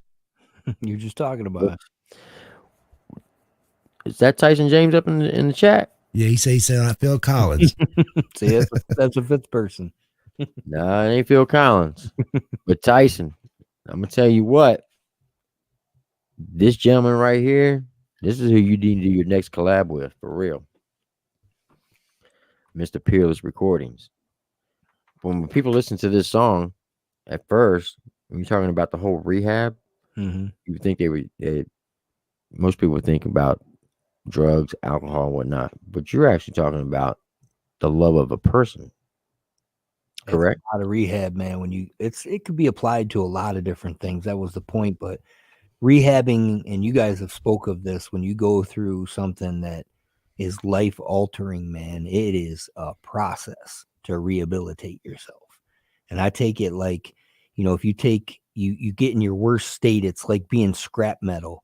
When you take that scrap metal and you put it in the fire and it melts it all down and all the impurities rise to the top.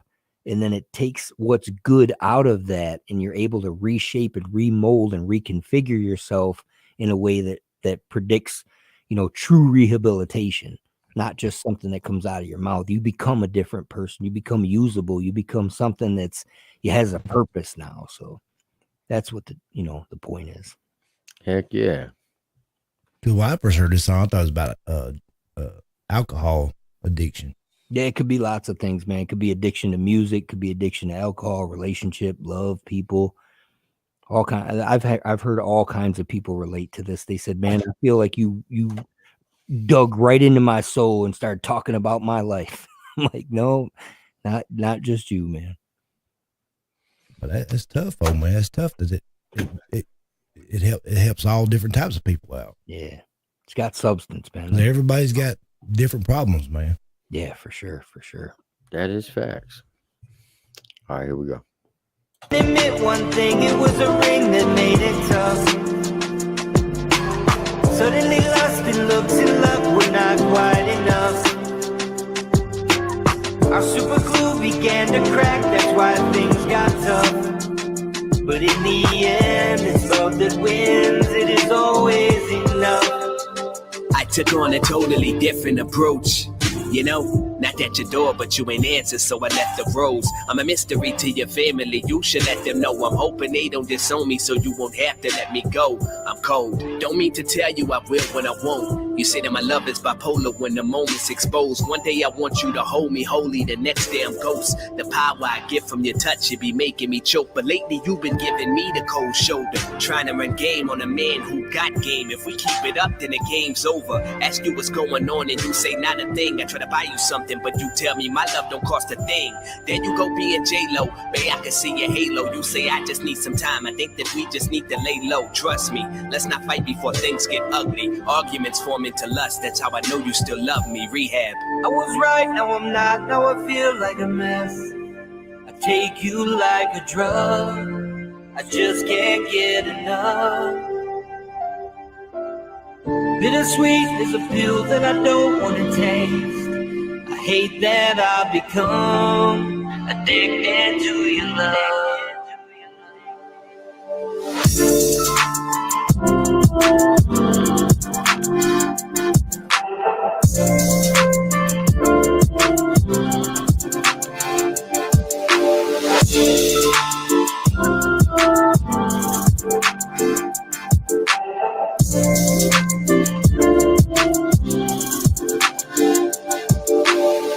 I was right, now I'm not, now I feel like a mess. I take you like a drug, I just can't get enough. Bittersweet is a pill that I don't want to taste. I hate that I've become addicted to your love.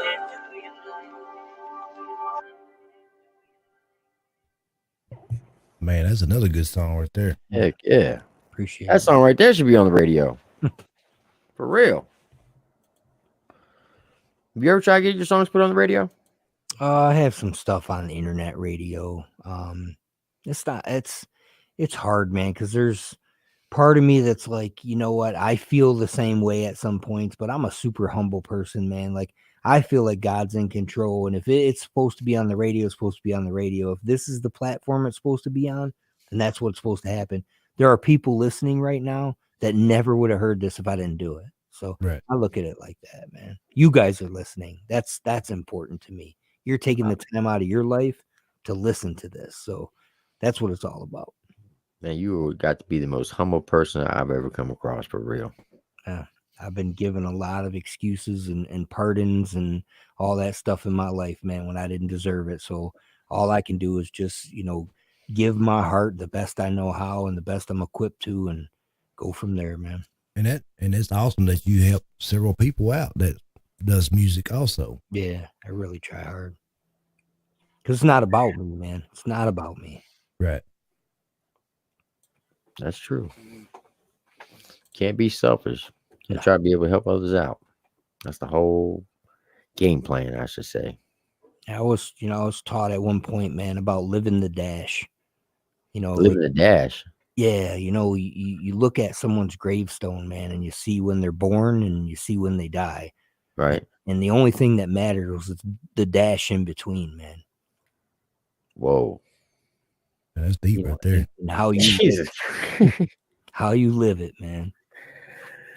Because Well, that man, since everybody you talk always about focuses that, I go to a lot of these old grave sites that have, these real old, like 1800s and stuff, some of the early 1900s. And you see a lot of them, man. A lot of them's got kids that didn't live like 3 and 4 years old. And you sit there and wonder what happened to these kids, man. Not to live a very long life. But I had a sister that died at 4 years old, man.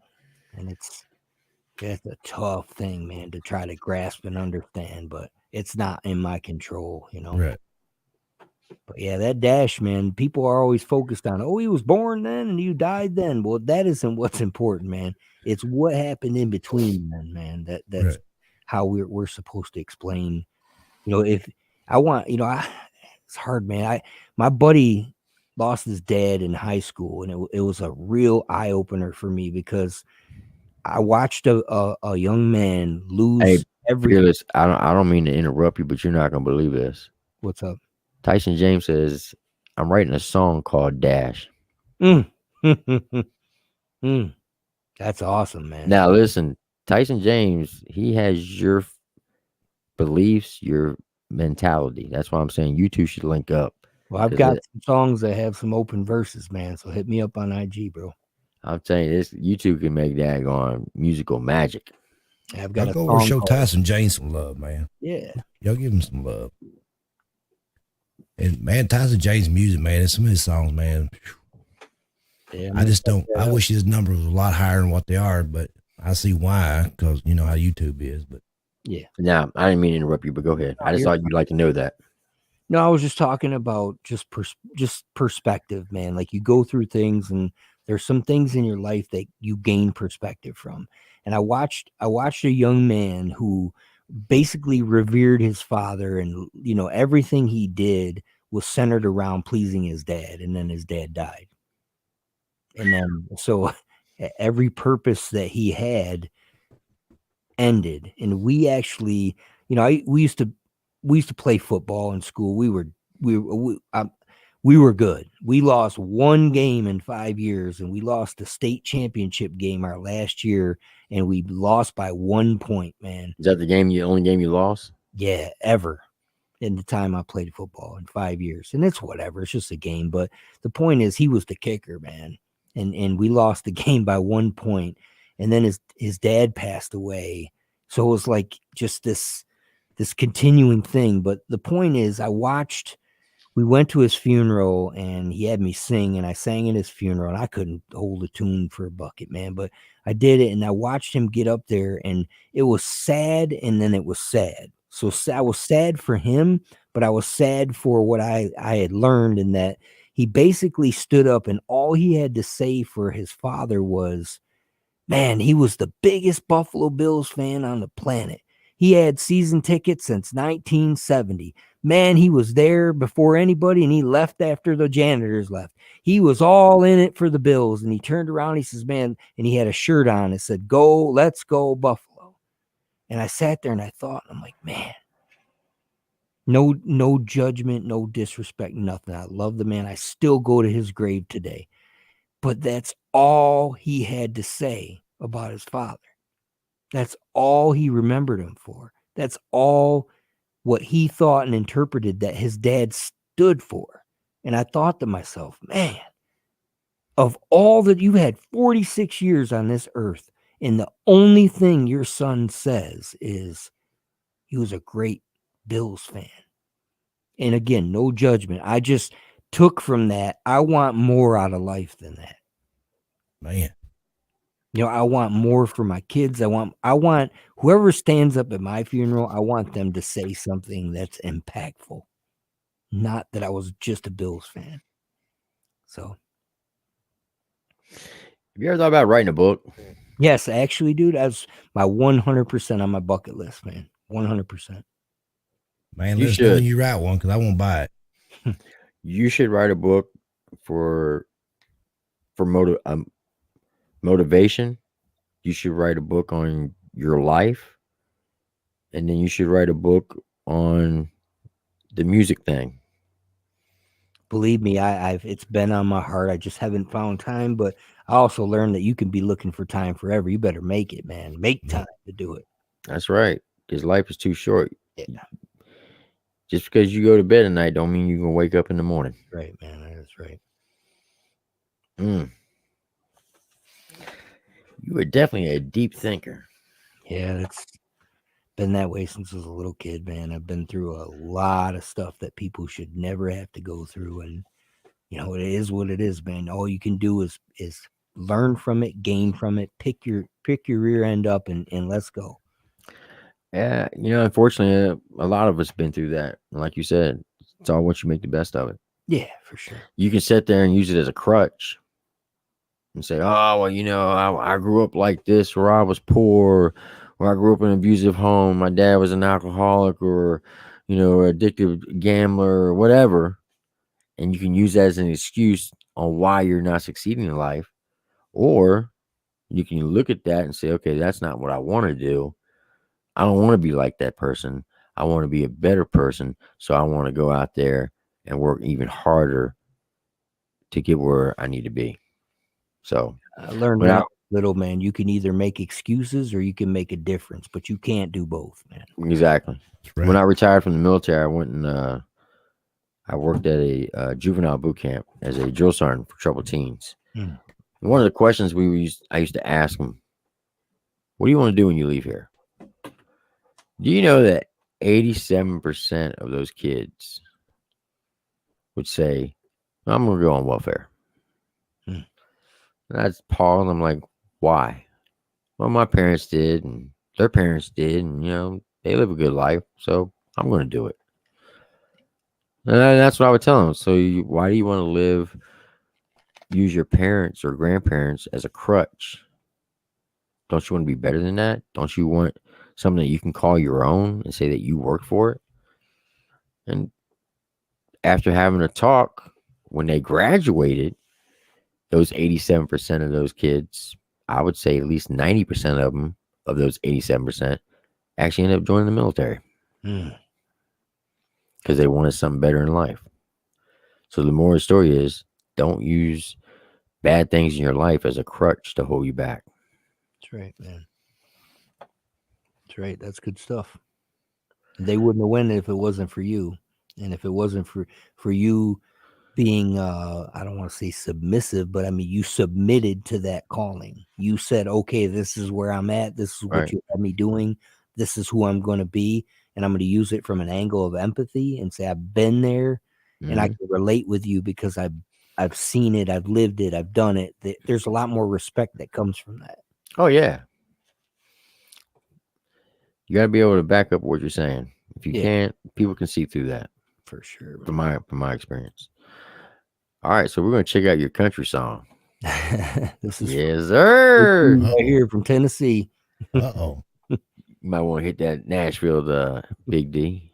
What have I got? What we got right here? Let's see if I got it right here. Live from Nashville. There you go. Awesome, man. You guys are awesome. This is Peerless' country song called "The Runaway." Let's get it.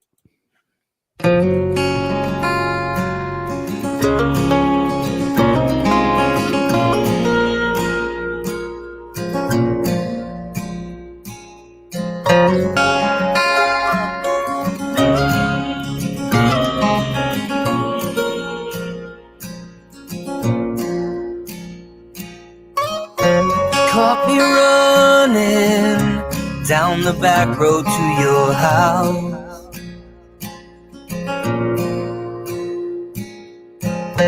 Turned around, you held your fingers to my mouth.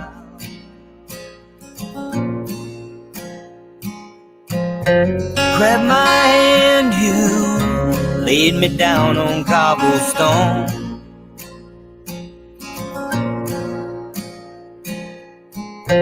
Kisses told me things I never would have known.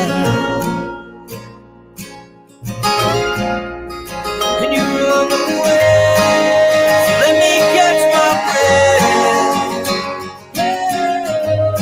and hold on to innocence.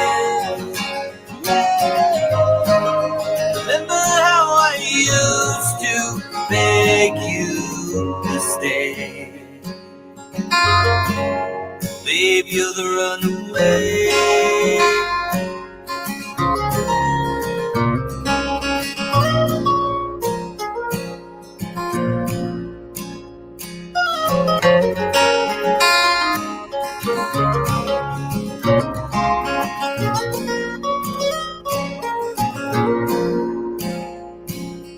In the city where you taught me to believe,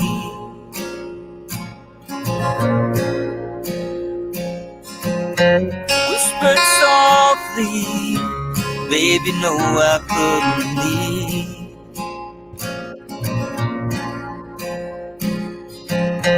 It's been so long since you've gone. Let me ask you this: do you find it harder to sing country or regular R&B?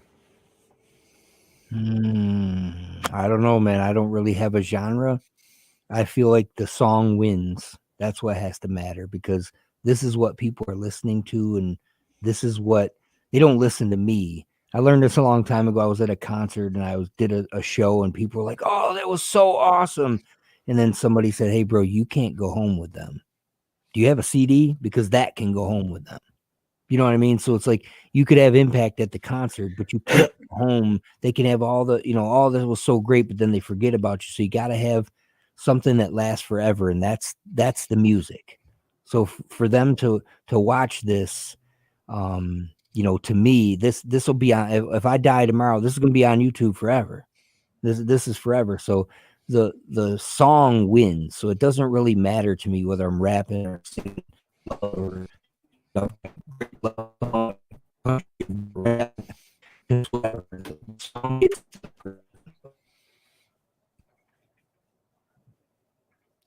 You still there?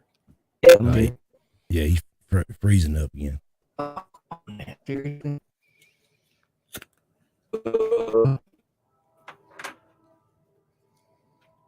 I like it. He'll come back in a minute. All right, I'm gonna go ahead and play.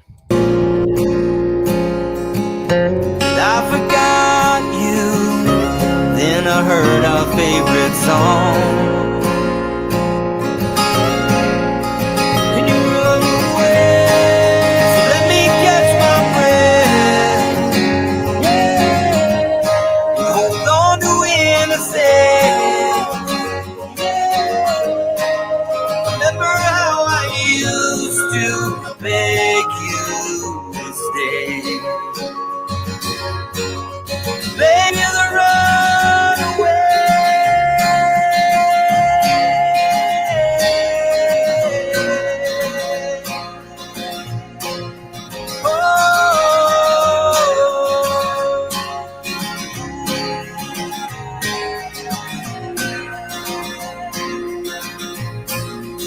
Then you run away.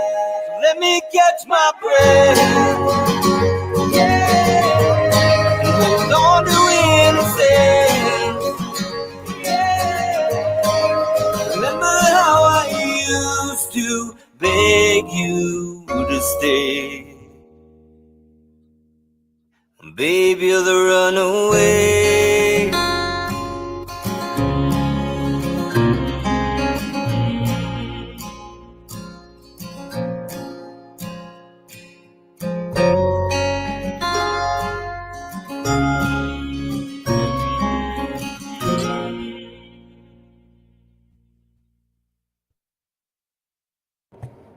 Man, that's another beautiful song.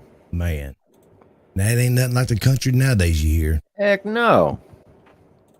Boy, you got me all up in my feelings tonight. Appreciate it, man. That was awesome. So let me ask you this, Pierce. You mind if we bring some people up in here to ask you questions? I have at it, bro. All right. So I'm gonna put the link up in the chat.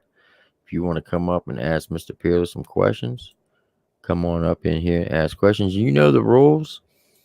Ask the questions. Don't camp Tyson out still so in other here? people can come in and talk.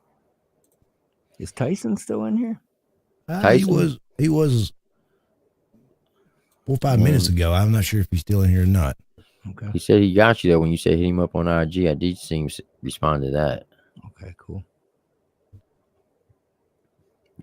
Have you ever checked out any of his music? No, but I'm gonna be honest with you, man. What I do is I'm not even gonna look, I'm gonna go react to it. I'm gonna do an official reaction and we're gonna experience it the right way. And that guy is just super, super dope. And you know what's funny is on my heart right now is I have a song that is dying for somebody to rap on it. Oh, let me tell you, fun. this kid. Now, I call him a kid because he's a lot younger than me. He's like 35 or 36. Him and his wife getting ready to have their 5th child. He does construction, but everything he does, he edits his own. I believe he edits and films his own videos.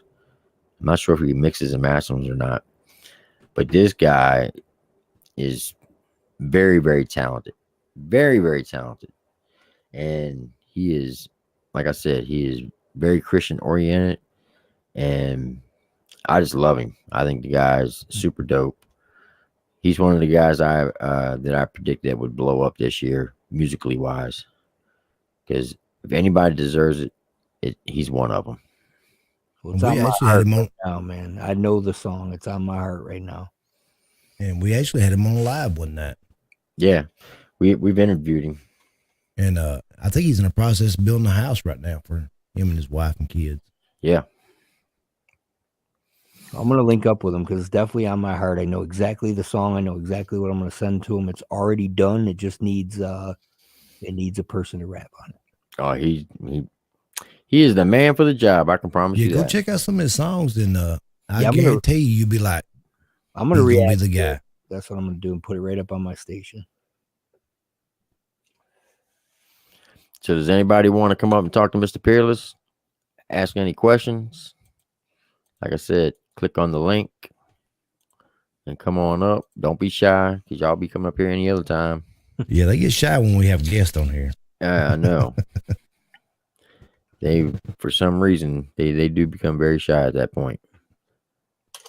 But if not, oh man, they'll just come up here and just blow it up.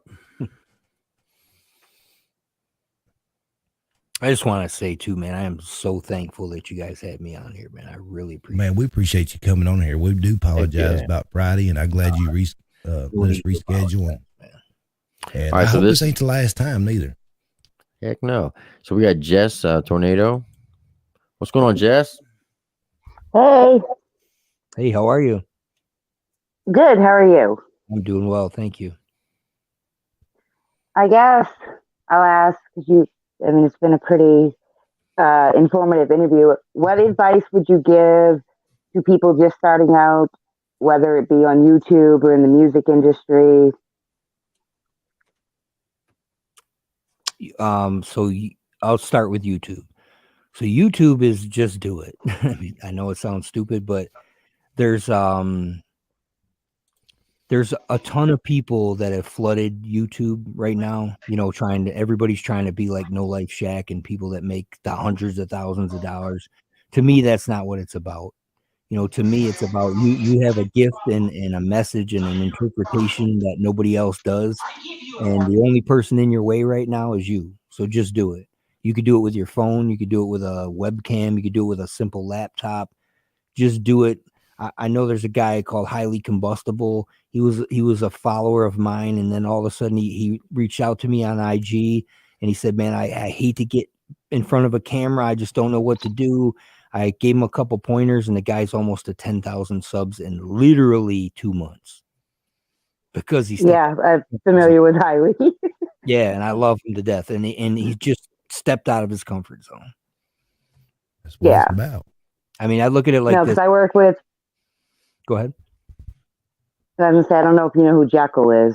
Yep, yeah, I love Jekyll. Good dude. Yeah, I work for his company, so I'm not an artist, or do I dream to ever be an artist? But trying to help new people out and stuff like that, it's good to know kind of what direction to give them or advice.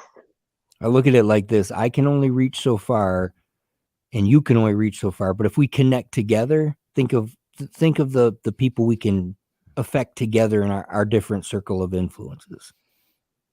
If I can if you can connect to me and I can reach this much farther for you, then connect. Let's go. That's what I try to do.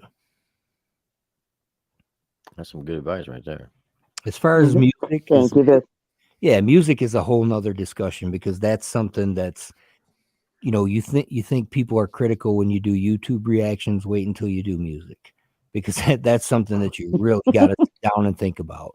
And it's not to hinder anybody. It's just you got to find out where your lane is and get in that lane and stay in that lane. Very true. Very, very true.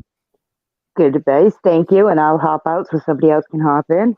I appreciate it. All right, it. Jess. Appreciate it. Thank you, Jess. What up, MMC?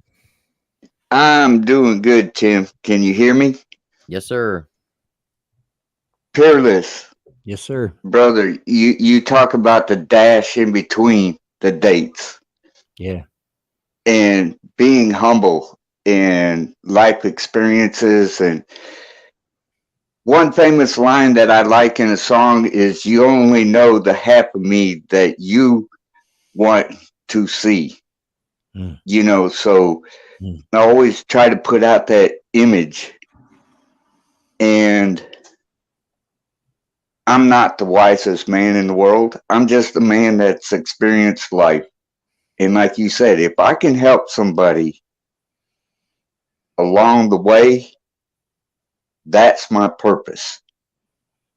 Yeah, if I could do it through song, if I could do it through a kind word, if I can do it to give them a shoulder and an ear, that's what it's about. That's good, man. I'd give you a high five right now if I could, man. I'd give you a virtual one. Ready? I would say each of us have to identify gifts. Your gift is obviously the gift of helps. You've identified that. Now just lock in and do it. And it sounds like you're doing that. Well, I believe it's time for me to move on from that, because the community and everything, and the people have encouraged me and everything. And I think it's time for me to move on into music Let's go. because That's awesome. I've got 61 years of stories to tell. And like you said, when I leave here,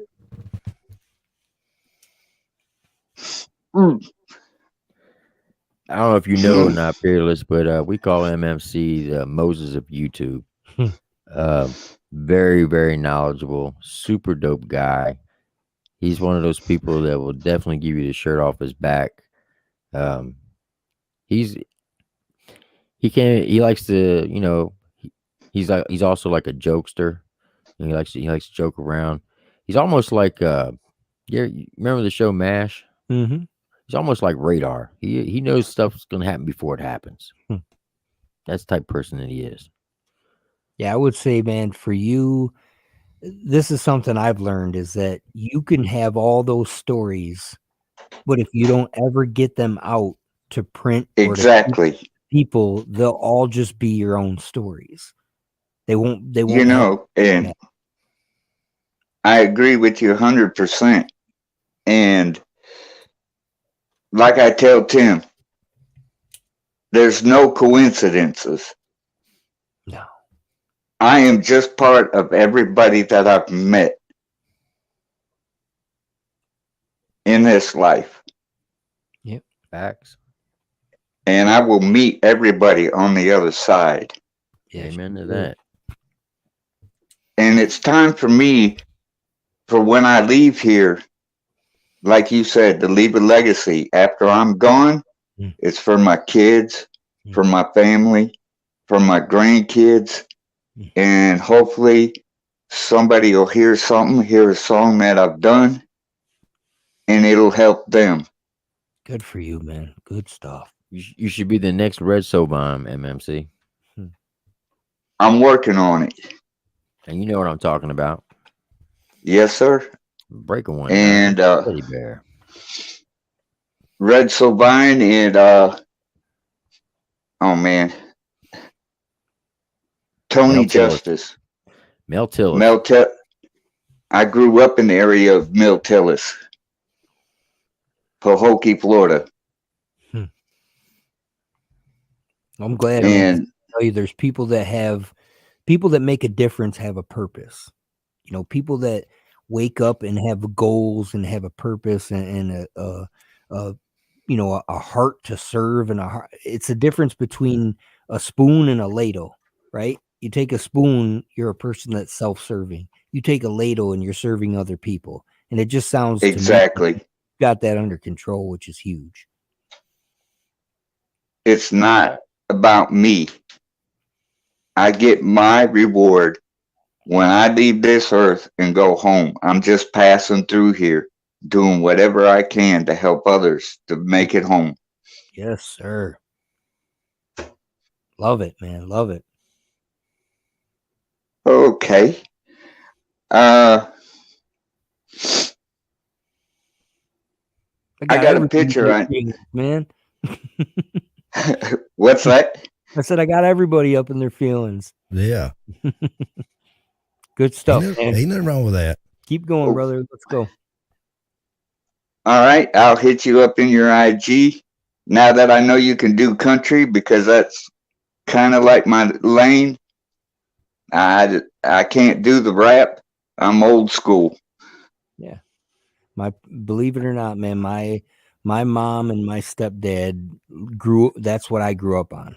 I grew up on Conway Twitty and Kenny Rogers and Merle Haggard, and I could go on and on. People, man, yeah, you know all about the true outlaws, man.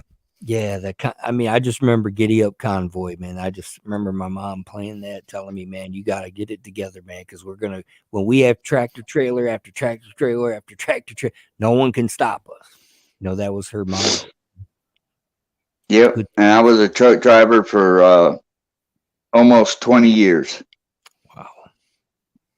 So I've got some beautiful stories of how beautiful this country is and everything else. And let's put it this way: behind every good man is a good woman. And she says it's time.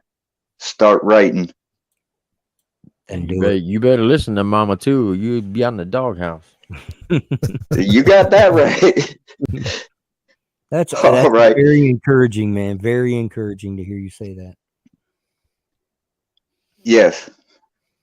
Okay. I'm going to jump off of here. Somebody else get up in here and talk with Peerless. He's a wonderful man. Appreciate you, man. All right. Yep. I'll catch Appreciate you all it, on man. the flip side. All right, Appreciate brother. you, MMC. Yeah, that guy is super, super dope. So I just messaged Tyson his IG, sending the link. Hopefully he'll respond and come up in here, and you two can have a conversation. That'd be cool. Have you ever heard of Mega Boys? Mm-mm. Bryson Gray, you ever heard of him? I don't know. He's been on Alpha Tyler's show. Bryson Gray has. Not sure. They're big Donald Trump supporters. Yeah, I don't know. I don't really get into politics too much. You want to play one of the Tyson songs? I mean, I was gonna hold off because I want to. Oh, okay. Yeah, I want to like have a clean, just go in and genuinely react to the music. Okay. Yeah. got you. I got you. All right. Does anybody else want to come up here and talk to Peerless? If so, click on the link. Don't be shy. Because y'all ain't shy any other time. And that's a fact. But I also want to say I appreciate you coming on with us. That means a lot to us. And I hope this ain't the last time. And I hope everybody goes over and check you out, show you some love on your channel and stuff. I appreciate it, man.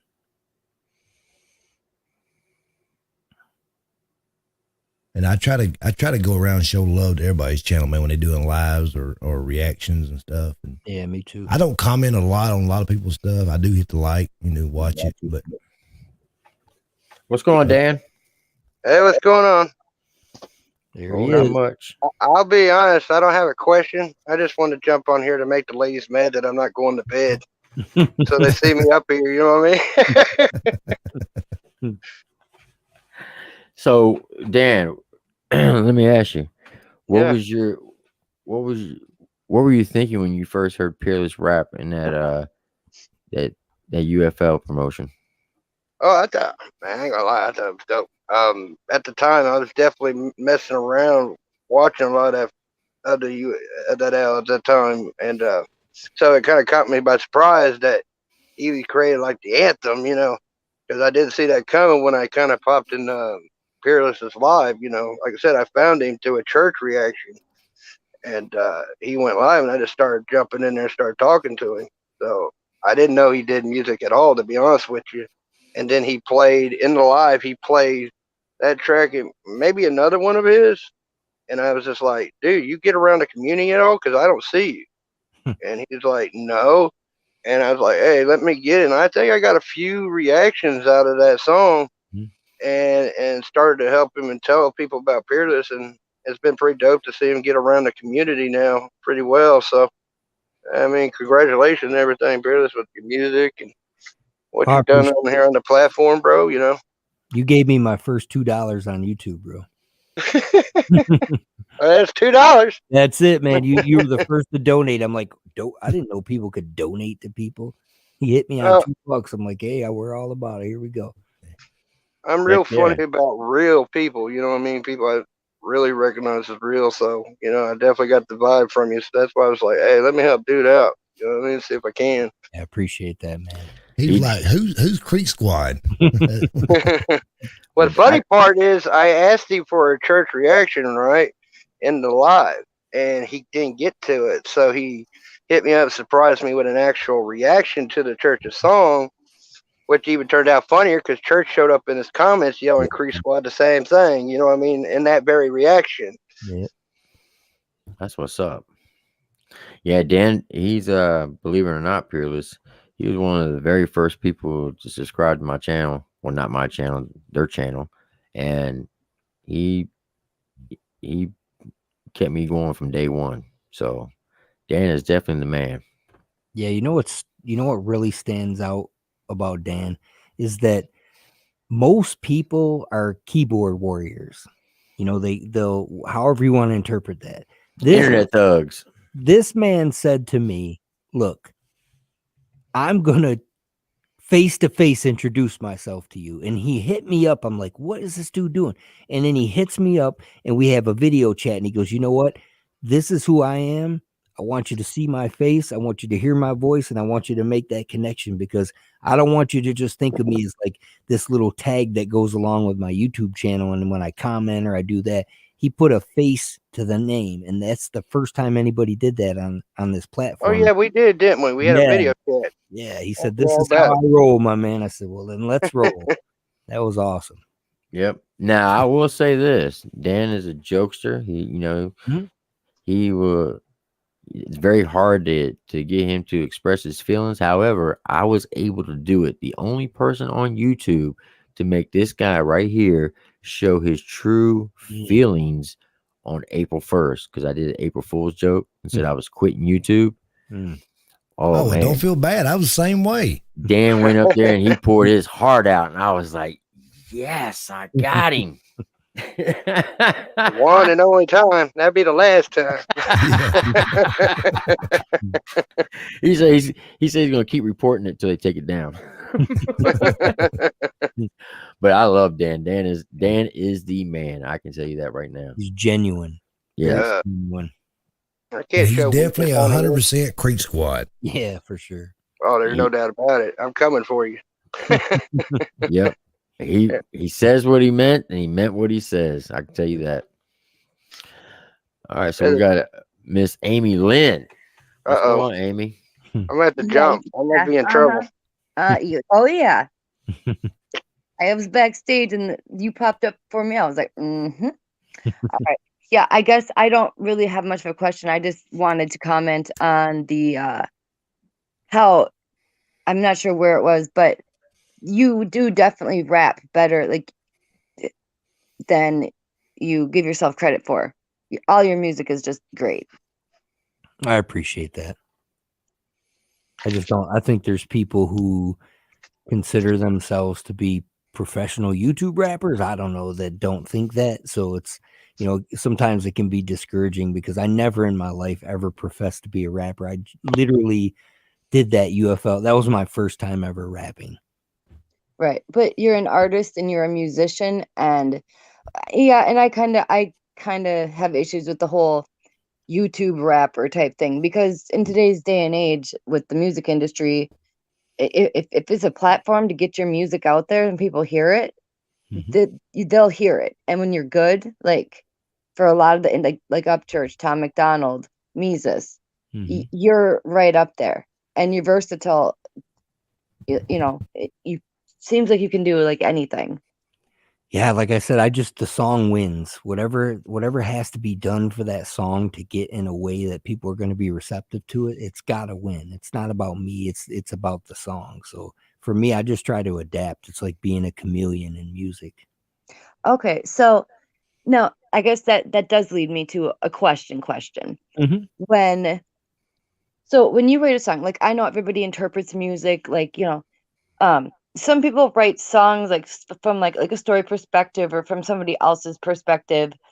Your songs seem like they're more personal, so and everybody can interpret lyrics how they want, but are all your songs personal, or do you have a goal as far as making it relatable, or do you not care so much about the relatability as long as it means something to you, if that makes sense?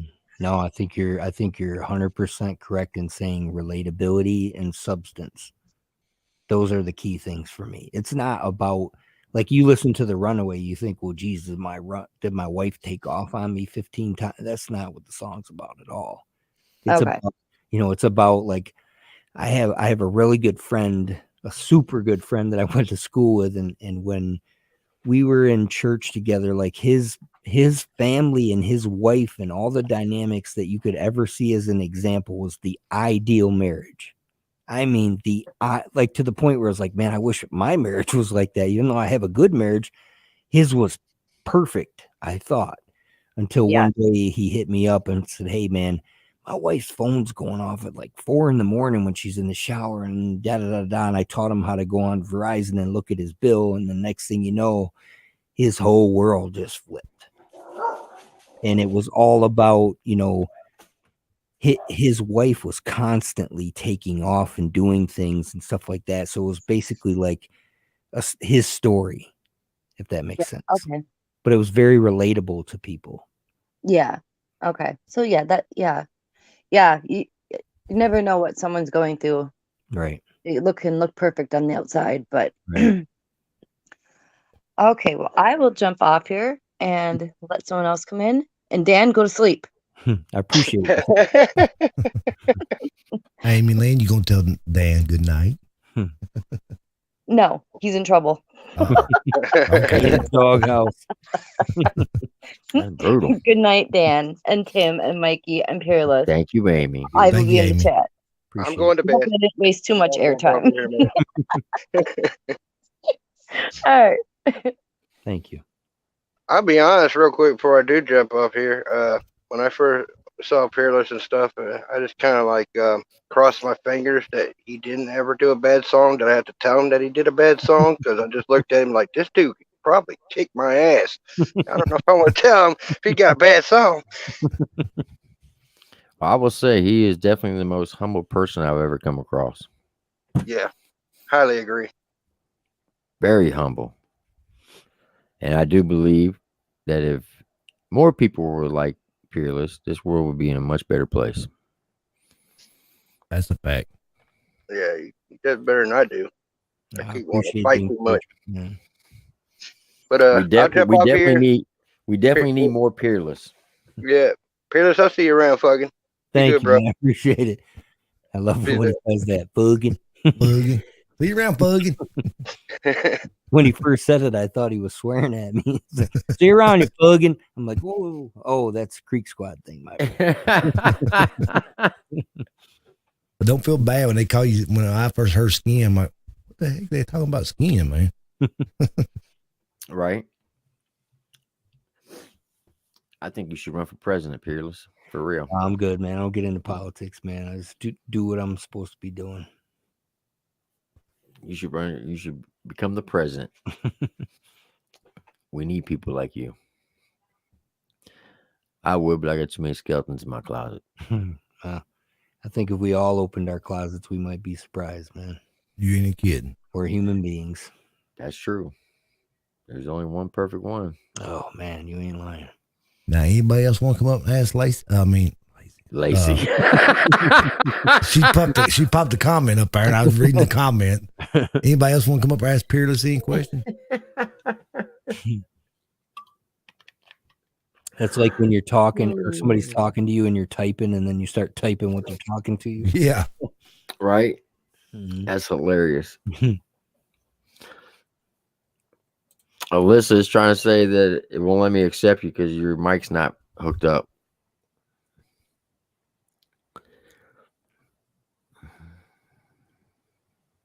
I didn't see her in the chat.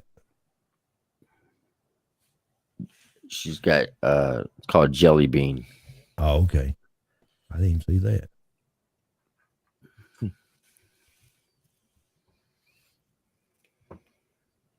Which reminds me. What's about Ryan? You want to come up and ask Peerless some questions? Dustin? So now y'all want to be shy. Will it do it every time? I know Jacksonville Joe wants to come up in here. Yeah, Jack. Hey, Joe, come on up in here. Stop playing around. Stop ghosting Peerless. Yeah. Me and Joe talk every day. Joe's one of my boys. Got Miss Caterpillar. How you doing, Miss Catter? She's muted. Yeah, she's muted. There, she's muted backers. Hit it again. There you go. There I'm you on go. one of those dinosaur phones. The flip phone? Not really. But it's not no iPhone. Anyways, my question to Peerless. Oh, I got to turn my TV down. Get it together. Okay, my question to you, sir. Mhm. I think you're amazing. And more than ever, I think you're a great speaker. You are very inspiring, the way you speak. Thank you. Very encouraging to other, people. That's a special thing. A gift. I But appreciate my question is, who inspires you, or who do you look up to as far as music? and music specifically. Yeah, like who, when you were younger, did you always know that you were going to be a famous person? No, I'm not famous, but no, I know. I never was anything. I really was. I was a troubled young kid that came from a broken home and never had anything, and the story many people could tell. It wasn't until later in life that I found what my purpose was, and that's what changed my life. Cool.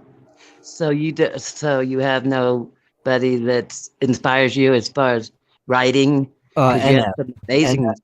NF is the one that really inspires me because regardless of the genre that he's in, if you listen to the words and the music that he produces and puts out, it's all relatability and substance. So that's what really has encouraged me to do the same thing. Yes, and that's really important.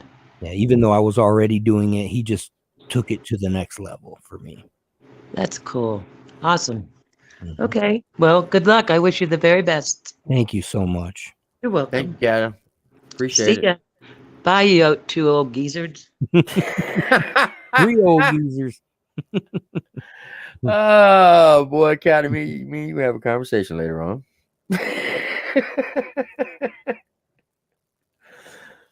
What is this yo era? What is this saying? Someone tell my dad, even though he's right downstairs. What is going on?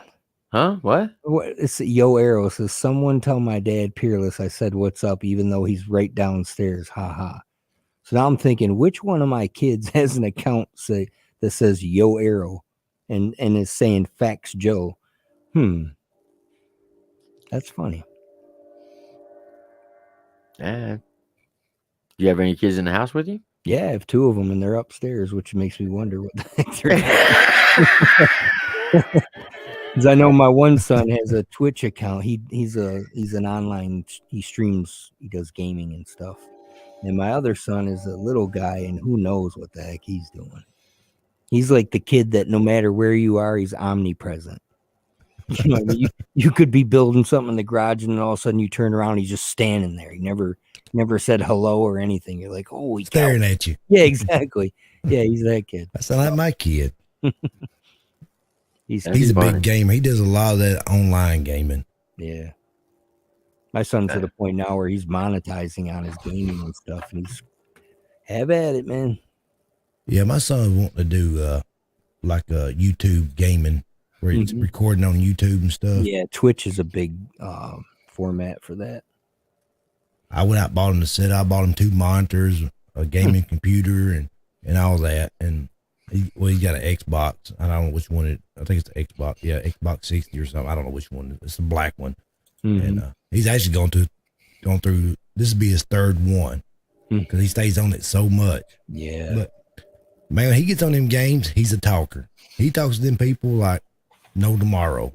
But I can't get a word out of him. I mean, I asked him a question and I can't hardly get an answer out of him.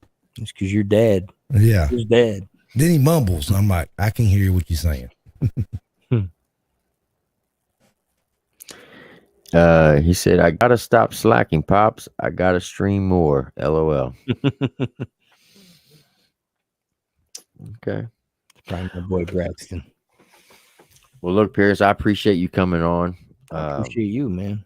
This was super dope. You definitely know how to make people think about the things they're doing in life, which is a good thing because you open up people's eyes. At least I think you are. You are, believe it or not, you're an inspiration because when I started this YouTube stuff, people used to tell me, "Oh, you're too old to do that. You know, you're too gray, or you're trying to be like the young people. Get whatever." And my response was always, "Well, music doesn't have an age."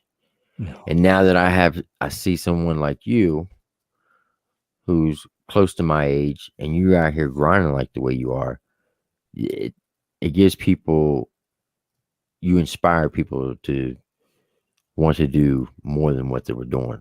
Because you inspired MMC, believe it or not. I've never heard him speak about doing music until tonight, and that's a fact. So let me ask you for a favor, man. I don't want to put you on the spot. You can ask me anything you want. There's one song that doesn't have a video, just has a lyric video that I'd like to end my time here with, to just to say what I feel like needs to be said or people need to hear. Okay. It's called Fall. Fall? Yeah. Who sings it? It would be under Peerless Recordings or Okay. MEAKIN.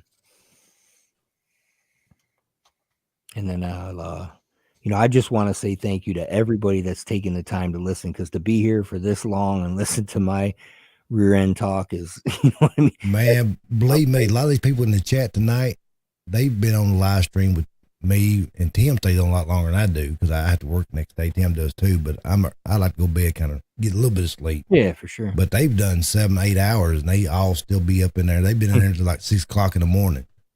I'm honored and humbled that people. I've been going to work, and they still be doing. But after I jumped off at midnight or 1 o'clock, I'll be getting up going to work. They're still doing live.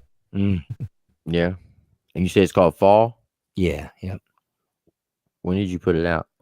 It was on New Year's Eve 2 years ago. Okay. I was gonna do a video, but I felt like this is what needed to be said when people started their New Year. So my buddy was here, and he came over and did New Year's with me, and then I just did a lyric video and I put it out. Shoot, yeah. Appreciate that, Camo. Yeah, I appreciate every single person in here. Oh yeah. Can't thank y'all enough, man. I appreciate y'all hitting that like button, showing love to Peerless and us. And if you haven't gone over and checked out his channel, you should definitely go check him out. Make sure you hit that like button, hit that subscribe button, and I promise you, you will not regret it. Go check him out on IG. Yeah, other than that, I'm not a huge social media person, man. I only use Facebook to keep, get pictures of my grandkids or sell something on the marketplace. Other than that, I don't really use it, I used to be somewhat on Facebook quite a bit, but once I figured out IG, I don't even hardly go to Facebook no more. Every now and then I'll get on there and pop something on there, but browse around. And mostly it's just for family and stuff. But yeah, I never use Twitter, and I'm finally at the point where I have to admit my age, because I've always been a person that's kind of, I get what the old culture was about, and I get what the new culture is, but I just cannot get with Snapchat. I don't know what the point of that thing is.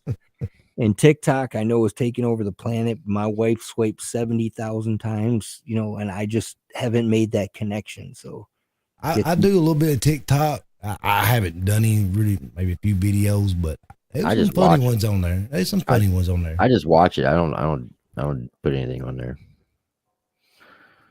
There's a lot of people put a lot of time in making a video on TikTok. Yeah.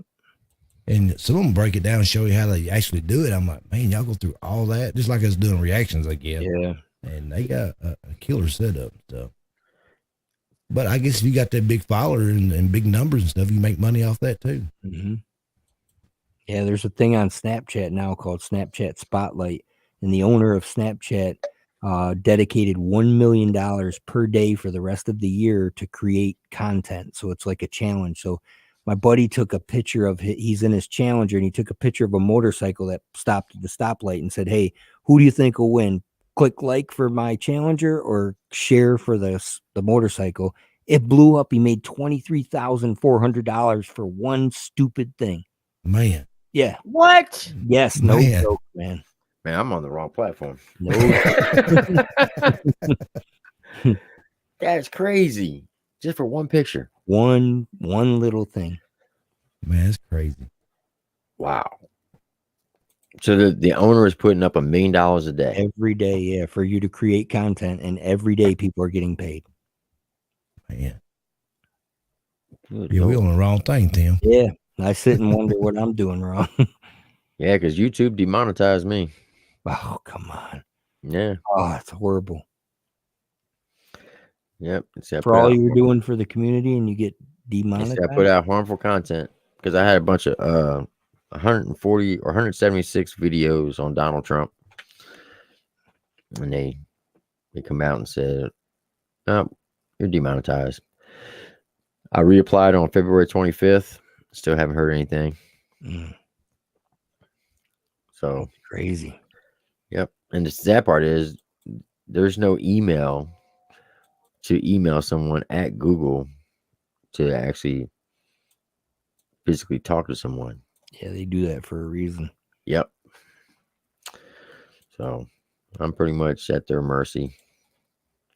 I don't think I'll ever get monetized though. Because they're still running the ads on my videos and they're getting paid for off of them. So why should they pay me? That's the way I look at it. Yeah, start a new channel and then link them. I don't even know how to do that. You just start a new channel and then you go to this one and you can click combine channels and just combine it. And tell people if you're subbed here and you love what I'm doing, then sub over there. Really? Mm-hmm. Man, And then think about that. and then monetize that way. Yeah, you just gotta have 1,000 subscribers and 4,000 hours of watch time. But you can get that in no time. Okay. I'll have to look He'll be into working that. on that this week. All right. So this is a song called Fall. Yeah, and it's all about just listen to the lyrics because there's no video, it's just a lyric video. But this to me was something I wrote on New Year's Eve, and I said, you know what, I want something that's going to inspire people to understand that it's okay, that if you've fallen, but you haven't, it's not over yet. You know what I mean? Right. Okay. Well, here we go. Thank you.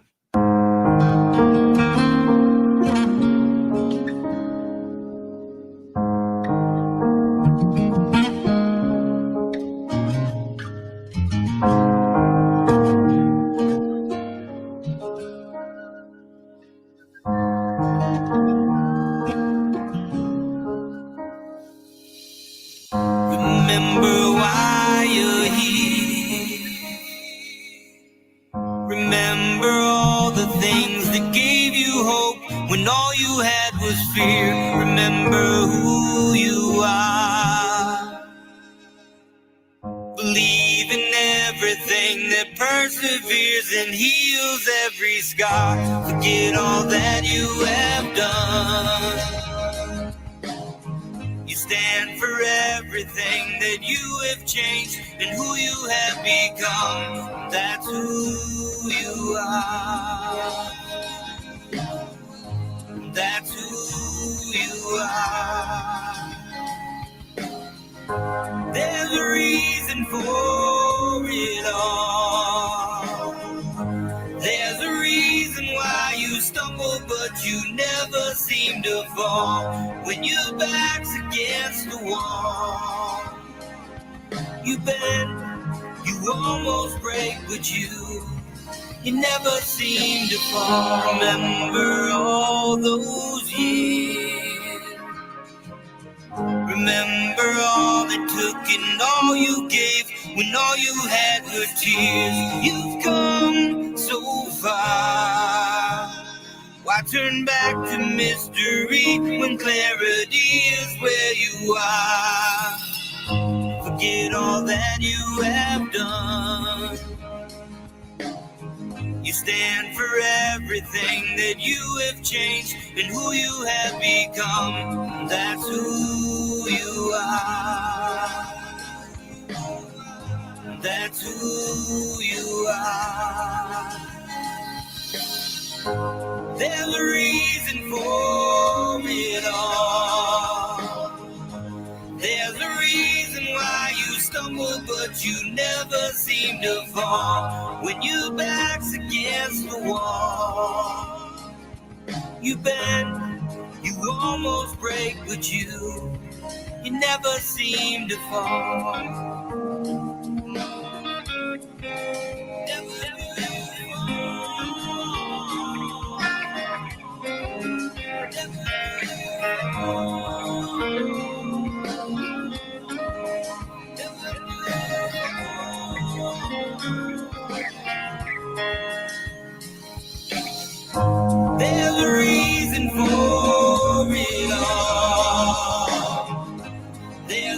reason why you stumble, but you never seem to fall. When your back's against the wall, you bend, you almost break, but you never seem to fall. There's a reason for it all.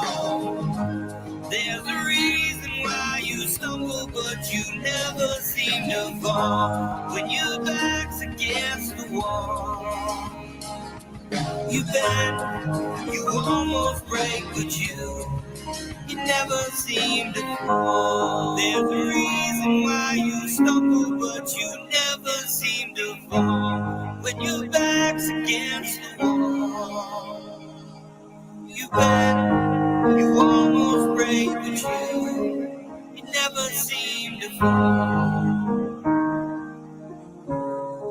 You never seem to fall.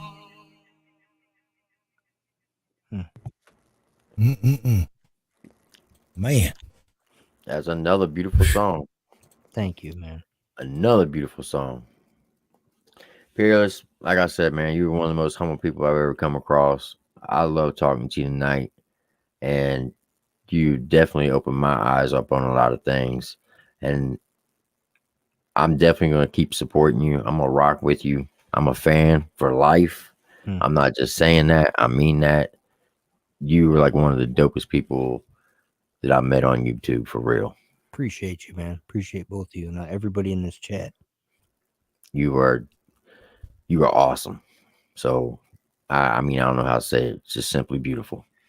Well, there's a reason why we met, man. And all I can say is I hope that I gave you something that you can take from this. I hope you were able to experience my music and my life, in a way that, was helpful and edifying and building you up. And I rock with you guys. I think you're both awesome individuals. I'm going to continue to support what you're doing and continue to, honestly, just be thankful for the opportunity to, do this. There was a reason why you had to postpone it, man, because the people needed to hear this tonight that are listening. So that's right. Thank you so much, man. I appreciate it. You got anything you want to say, Mike? I appreciate the first time you ever. I mean, I don't know when you. I remember when you come in on the chat and donated, I think $5 for one of your songs, man. I appreciate you doing that because we wouldn't ever knew who you was till you done that. Oh, every little bit helps, man.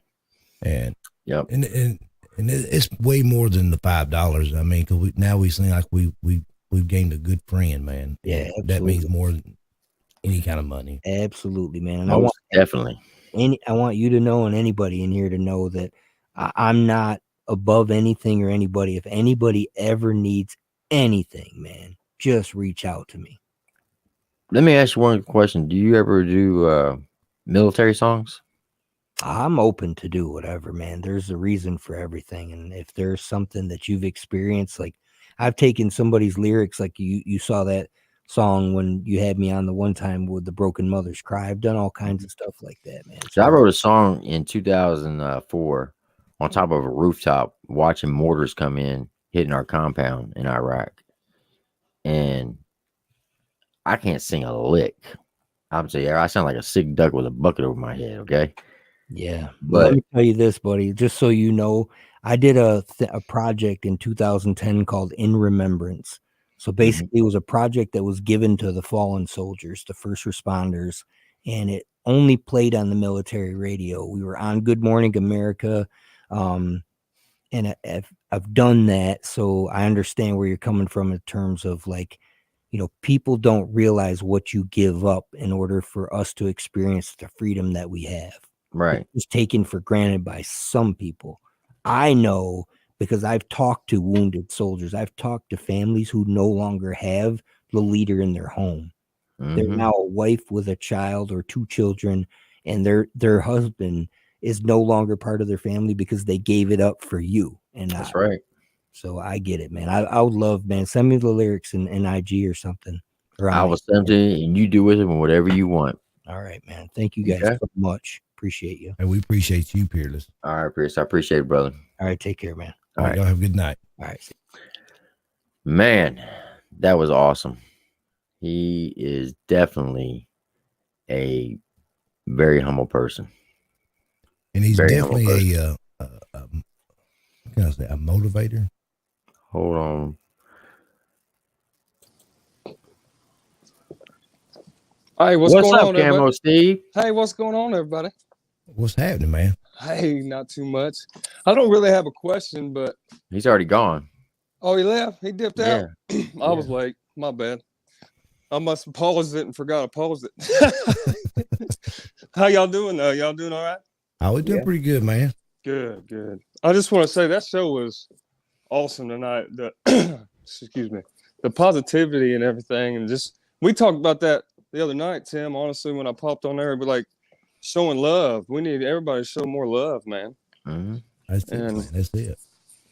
But yeah, I just want to say it was a good show, man. I need to hear that, you know. Like you said, everything happens for a reason. Absolutely. I know And that's right. I appreciate y'all showing love to us and him, man. Yep. Yeah, that was the first time I've heard his name or known anything about him. But I went over to his channel, subscribed, and started checking out his music. I'm like, man, he's all the way around solid dude. You know what I mean? Like he's all the way genuine. Most definitely. And that's the reason why we try to do these lives, man, because a lot of people might not even heard them. You know, I might not have heard them until I see somebody else's live, and it just gives somebody opportunity to learn new people, new artists, and stuff like that. That's true. I love it. That's awesome. But yeah, I won't keep you. I was just wanting to comment. I just love the show tonight. I thought that was good stuff, man. I appreciate it, Gamma. Well, I appreciate you guys. We appreciate you, man. But I'll hop off here. But y'all have a good night now. All right, brother. You too. All right, I appreciate it, man. Have no a good problem. You too. Yeah, like I said, he's very, very, very humble person. I hope to meet him one day. But like I said, if I don't, I'll definitely see him on the flip side because he is definitely a genuine guy. If I meet him, I'll send you a picture of us. I know you will. Especially now, I know he comes towards Nashville sometime. Yep. Don't forget, Jekyll Cyphers drops in one more day. It'll be up. So make sure y'all go check that out. I believe when's it supposed to drop? On the 27th. Is that right, Jess? On the 27th? And the time. What's it supposed to, what's the time on it? And what exact day and time is it going to be dropping? April 27th. Wasn't they something else going to drop that me and you was going to try to do a live reaction on? I think it was that. Was it that? I couldn't remember. I was sitting there thinking today, I said, what was we talking about? 8 p.m. Eastern time, so 7 p.m. Central time. It'd be 7 p.m. our time on the 27th. That'd be good. That'd be at night time. It's not like at 11 o'clock or 12 o'clock during the day. Yeah. After somebody's already heard it, We can definitely jump on that. But I just want to say, I know some people might think that Friday night that we were jumping ship on certain artists. We don't do that. If we like a song, no matter who the artist is, unless there's 3 artists that I will say that I will not really support anymore, and that would be Hozier, Nerf Gun Ned, and Nick Natoli. Other than that, if they put out a good song, I'm gonna rock with it. I don't get involved in the beefs. They don't have nothing to do with me. But if it's a diss track, I'm gonna jump on it. And if it's fire, I'm gonna let you know. If it's trash, well, I'm gonna let you know that too. So don't think that Friday night's interview was us bailing ship on certain artists, because that's not what we do. We don't get involved in the beefs. Now, if they want to diss each other, we'll entertain that. That's between them, man. Exactly. So just so y'all know, just want to throw that out there. Oh, and one last thing. I don't know if anybody knows or not, but last night, me and Alpha Tyler, we had kind of like a come to Jesus talk offline. I jumped up in his stream. Well, I first sent him a personal message, asked him what he was doing. He said he was on a stream. I said, you mind if I come up in the stream? He said, sure. He accepted it. And then they were having a conversation, and I said some things. We jumped offline. We talked on the phone, And I told him I meant what I said on the situation. I apologize to him for the way some of the things I said to him and the way around about him. The other individuals, that's but between me and Alpha, we're good. So I don't want you to think that, that I was jumping ship or whatever. That's not the thing. But I just said to him, we're going to respect each other's streams. We agreed to that. And we're going to leave that as it is. So if you go to his stream, by all means, please do. But just be respectful. If you start any beefs over there, you're not doing it on my behalf. So please don't throw my name in there. Don't throw Mikey's name in there. That's between you and whatever person you're going after. But we ask that you try not to do that. But y'all show respect. Folks. I mean, if you go up in his chat and on his lives, whatever, just show him respect, man. I mean, that's all we ask. Y'all I'm glad y'all actually talked, man, and somewhat come to agreement on something. Yeah. And I told him, I said, I still stand behind my reaction, my decision on the reaction, but I also agreed to never talk about it again. So if anybody has ever asked me on live about that reaction, I'm just going to say, look at the tape. And that's going to be my response. So out of respect for him, and he said he's do the same for me. And like I said, told him, I don't have anything ill feeling towards him. I respect him as an individual. It's just that, sometimes that we both agree that certain people wanted us to be beefing for whatever reason it is, but it is what it is. But it's done. So can't cry over spilled milk, man. That's right. So you got anything, Mikey? No, I'm good, man. I'm just glad y'all worked things out, man. 'Cause I enjoy watching his stuff, man. I ain't gonna lie, I've done before, and I highly everybody go over and if they want, if we're not on live, y'all go over and watch him, man. If y'all jump off his live, come over here. That's on y'all. I mean, we're not telling y'all to. Yeah, we're not telling you to exactly. Yeah, if he gets off and we're still live, y'all more than welcome to come over here and show love over here. I mean, vice versa, whatever, But like I said, you got to daggone broaden your horizon and keep your palate fresh. Now, on that note, Miss Alyssa, the reason why I did not accept you into it because you've been saying some things about certain people on this channel that you shouldn't be saying. So until you can mature enough and grow up and do the right thing, you will no longer be allowed on the channel to comment or get into the stream. You can watch it because I can't stop that. But until you mature enough to own up to what you did was wrong, we're just going to have to put you in timeout until you come to your senses. With that being said. So, not trying to be anal about it, but I'm not going to be having all this drama. One person causing an uproar to destroy a good thing. Because all it takes is one person to run several channels, Yep. Like last night, just to be honest with you, Doc, I don't know if you're watching, but I got nothing but mad respect for you. But last night you were off cuff on what you said to Tater Monkey. Don't go. You should never ever go after anyone's child, especially if a person lost a child. You should just that's bad business. So I can't support that, and I won't support that. So I'm not saying that you're banned from the channel, but I'm just telling you that when you come up in here, you need to watch what you say and how you say it because you can get a little aggressive and off out of line at times. So I'm just letting that let it be known. I must have missed that. Yeah, it got pretty heated in there last night with him. Man, we just want everybody to show mad love to everybody, man. I mean, even if you don't like them, you don't like them. I mean, ain't nothing I can do about that, but And when at least on everybody's live, man, just try to keep it somewhat civil. I mean, we can all talk to each other if we're right or wrong, And if we do invite you up here to speak to an artist, ask that artist directly about them. Don't ask about other artists because they can't speak for other artists. They can only speak for themselves. Right. So just throw that out there as well, because that was one of the things that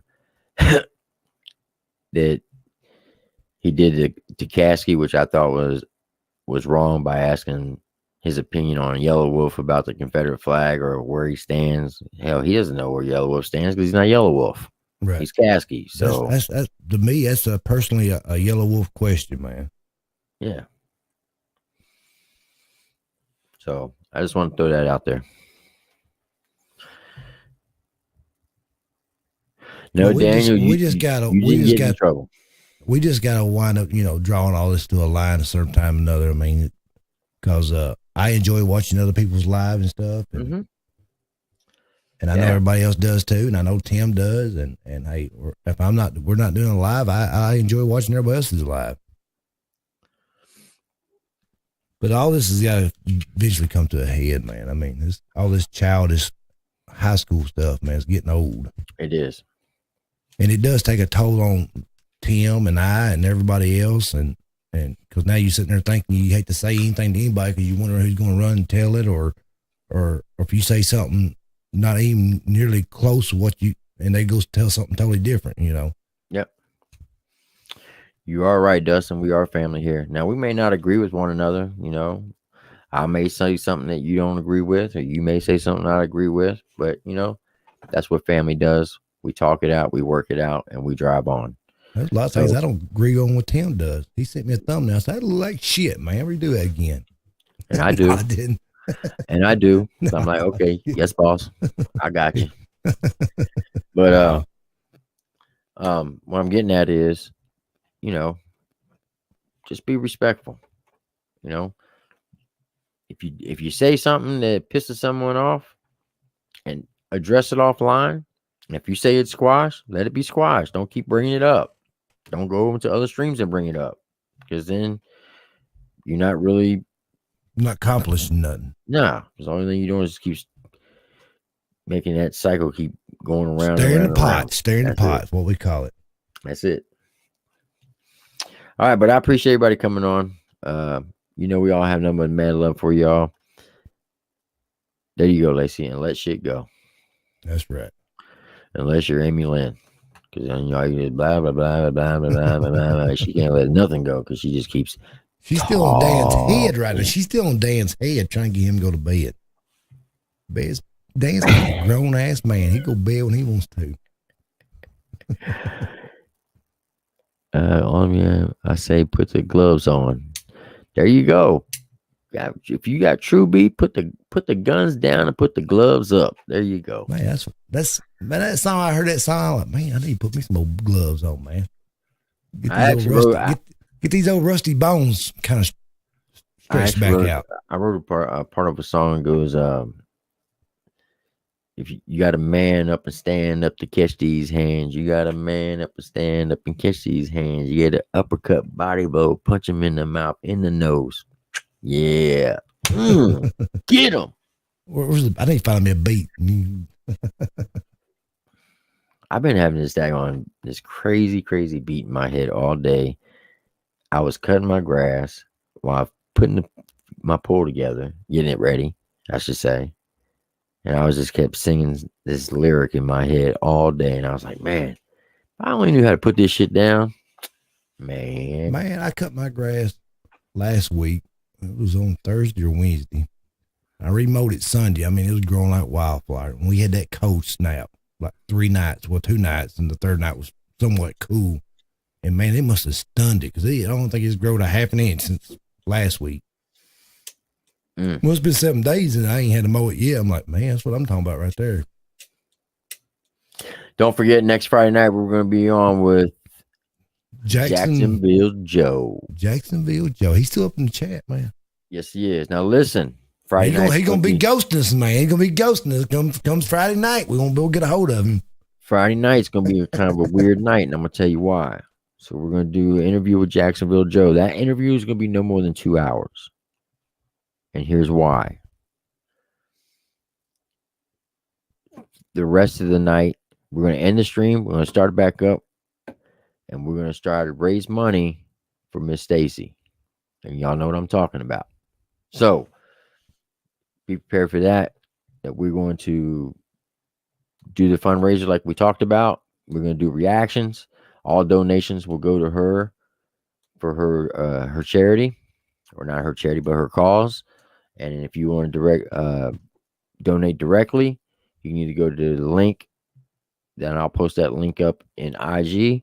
I'll post it this week, or you can send it to my PayPal and just put Stacy, and then that way I can send it directly to her.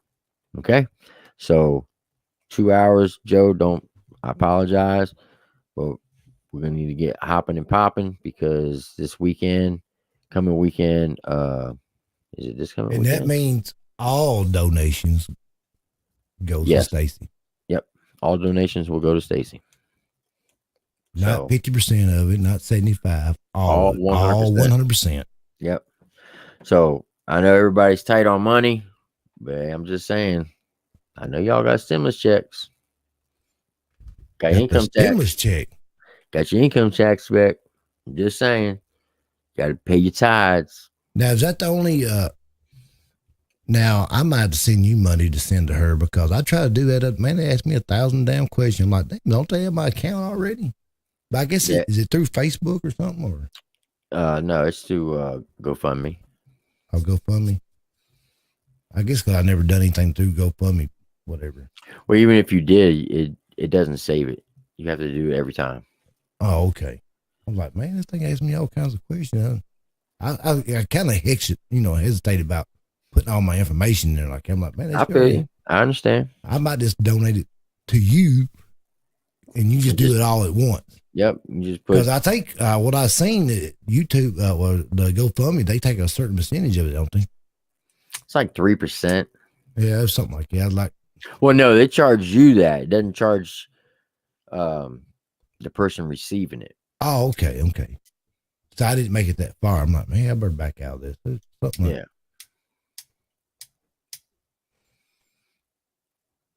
What a long day. Let's hit some music up, and I need to relax. Well, it's bad news. We about to end it because I got to go to work, and I'm tired. Oh, TMC's tired tonight. How late y'all stay on the other night, man? Good Lord, what? Shit. I was on till, Friday night, I was on till 6 a.m. And last night I was on till 4 a.m. Yeah, I got up Saturday. I'm going to bed. It said ended like an hour. I'm like, cause I got up like 7 or something. I can't remember. I'm like, damn, I let that stay up. I gotta watch this. We were having some deep conversations. We had Camo Steve, Caterpillar, Amy Lynn. One of the conversations got kind of heated because Amy said that she would rather be called a bitch than be called ma'am. What? Yeah. Man. I was like, what? That just don't make sense. Because she said ma'am makes her feel old. I said, okay, so you would rather be called the B word over ma'am? That's one thing I've never liked to call a woman, man. Now I've never been like to call, a son of a bitch or nothing like that. And I don't like to call a woman the B word, but yeah, because if you call me a son of a bitch, that means you're calling my mom a bitch, and then we gonna have some words. My mama's not a bitch. She might be a hoe, but she ain't a bitch. I ain't gonna lie, I've been mad enough. A couple women, I'm just playing that about my mama. But we appreciate everybody coming up here. What's going on? Bad news. I appreciate everybody coming up and hanging out, showing love to us and Peerless. If you don't know who he is, go check him out on YouTube. Peerless recordings. Go check Super him out. dope guy. Man, super dope. Man, he got up in all my feelings tonight, man. You ain't lying. I'm like, sheesh. That's why I had to cut the camera off. That's why I had mine off, man. I'm like, man, especially that one song he talking about, it was for his son and his wife, and it's actually for his wife. And I'm like, man, I got to think about my mom and stuff, man. Yep. But don't forget, 27th, Jekyll's Cypher's dropping at 8 p.m. Eastern, 7 p.m. Central. And let's see. And we're going to try to do a live reaction on it. So if we fuck it up, don't be laughing. Exactly. Because I'm not sure who's all going to be on it, but I know a few of them. But and because there's like 12 artists, so it's going to be a long one. Yeah. So you know we what? probably won't break down every bar, but What we can do, Mikey? what you gonna do? We'll do the live just for that particular song. We'll break it down, 12 artists, however long it takes, and then we'll give our final thoughts and we'll sign off. Oh, so you gonna do a live stream? Yeah. And don't say nothing about the comments. Don't they be in the comments doing what they're saying? We just doing their thing. Then when it's over with, we give our opinion and air out. What's up, Jess? Okay, you want the lineup? You want the lineup for the cipher? I won't Too remember. many to type. It is. Let me see here. I should be a pro at this, but it's Gatsby, Clip Monster, Notorious, Smoke Something, Blaze the Messiah, Jekyll, Jacksonville Joe, Jewel, TK Green, and I feel really bad because I'm missing somebody because there's a total of 10 people with a minute each. And each person, except for Blaze, everybody did a video as well. So it's not just them spitting, it's going to be a video. Each person has a video to go along with their verse. Okay. Man, it's gonna be a hell of a reaction there. JMP, we decided we're going to do a cipher. You got to go big, right? That's right. Yeah, you're right. You want to tell Jekyll to send us some type of picture or something so we can go ahead and make a thumbnail for when it drops. That way we can I can send you guys the promo video if you want, or what I've been using is the one I've been using every day with changing it to how many days we have left. That's what we've been using for promotion materials. Okay, if you could just send that to my IG and I'll make a thumbnail. Yeah, well, we can give Certainly. everybody- And that way I can get I'll have to get a picture of everybody and put them on the thumbnail as well. Yeah, But I I'll do think that. Just send me what you're using and I'll take care of the rest. Okay. Yeah, maybe you want to type out all the names of all the people in it. Because I've never even heard of. That might help Tim to research their, get a picture of them or something. They already got a YouTube channel. Well, I got the one for Jacksonville Joe. He's gonna be in a pink thong and a cowboy hat. Oh man. Oh dear Lord.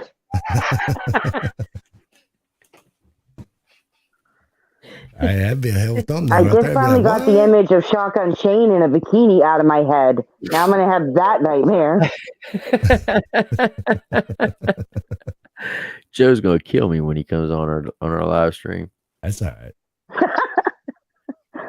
But yeah, it was just easier to hop up here than try to type it all out. I got you. So I will get that to you guys as IG. That way we can at least get a thumbnail started.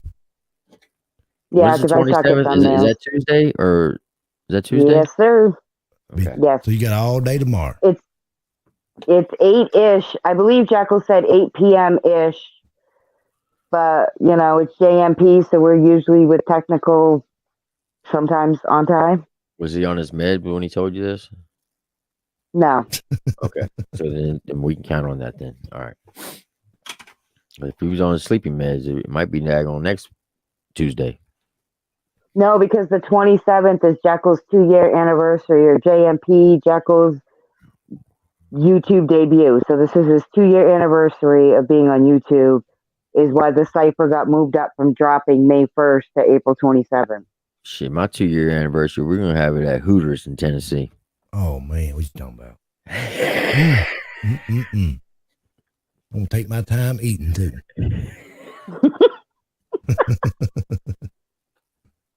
I'll be eating the damn chicken wing, gnawing on my finger like, good God Almighty. Hey, Hooters has one of the best strawberry daiquiris I've ever had. Can we get Band-Aids at table 9, please? I'd be like, My Lord, man done ate off his fingertips. don't shake it. What was it? Shake it, don't break it. Took your mama 9 months to make it. You want some fries to go with that shake, with that big booty Judy on the looty. What? That's right. I'm telling you, man, if I knew how to daggone put music to the sounds, that's what I'm gonna do this year. I'm gonna figure out how to actually do a song myself in here, and then me and Mikey gonna drop a daggone song. Oh man, you know, you can bring me up there. You know I can't. Cause I gotta have somebody in here with me. I am a sick duck with a bucket over my head, man. Mm. I'm gonna have you do the hook. You want me to hit the high notes, huh? Cough my damn ass off. No, you're just gonna talk through the hook. Talk to the hook. Yep. We're gonna have some daggone like Adidas sweatsuits on with the big old gold rope chains, some Kango hats, and cowboy boots. Hey, I got the gold chain now. If I had to go to TSC and buy a chain and paint it gold. Hang a big belt buckle off of it. Yeah, get one of those big old I'm talking about one of the big logging chains. Yeah, that's what I'm saying. Go to Lowe's and get one. Yeah. Put it together with a lock and then put get a little smaller one, go blow that one, another one, get a couple of them, paint them all gold, man. Be like Mr. T up in here. Put a grill up in the mouth. I'm trying to hold my neck up. Walk around with a walker and a cane. Oh, I got my pain in my back. Got my pain in my back. I got my pain in my back. Got my pain in my back. Now break it back. Break it back. Give me old pimp hat, man. Give me old purple pimp hat. That'd be pimp tight. Pimp tight. That's right. What's going on, Will? Caterpillar, what you know about Green Acres, Hooterville, Tennessee? Green Acres. I used to watch that. I used to watch a show called Green Acres. Green Acres is a place to be. That's a long time ago. I don't even know if I even enjoy that shit anymore. That's funny. I'm not going to say it online, but I'll tell you later. Who said that? No, I'm telling you. Oh. All right. You got anything else? No, I'm good, man. Just I appreciate everybody coming over, man. All right. So when we end this, I just need you to stick by. All right. Sound like a winner to me. All right, Appreciate ladies and gentlemen. Y'all know the deal. Be kind to yourself. All right. Stay strong, stay blessed, stay safe. And we'll see you on the flip side. Y'all have a great night. And thank you once again. Peerless, you the man. Keep staying humble, my guy. You are dope as hell. All right, everybody. Have a good night. All right. Good night, y'all.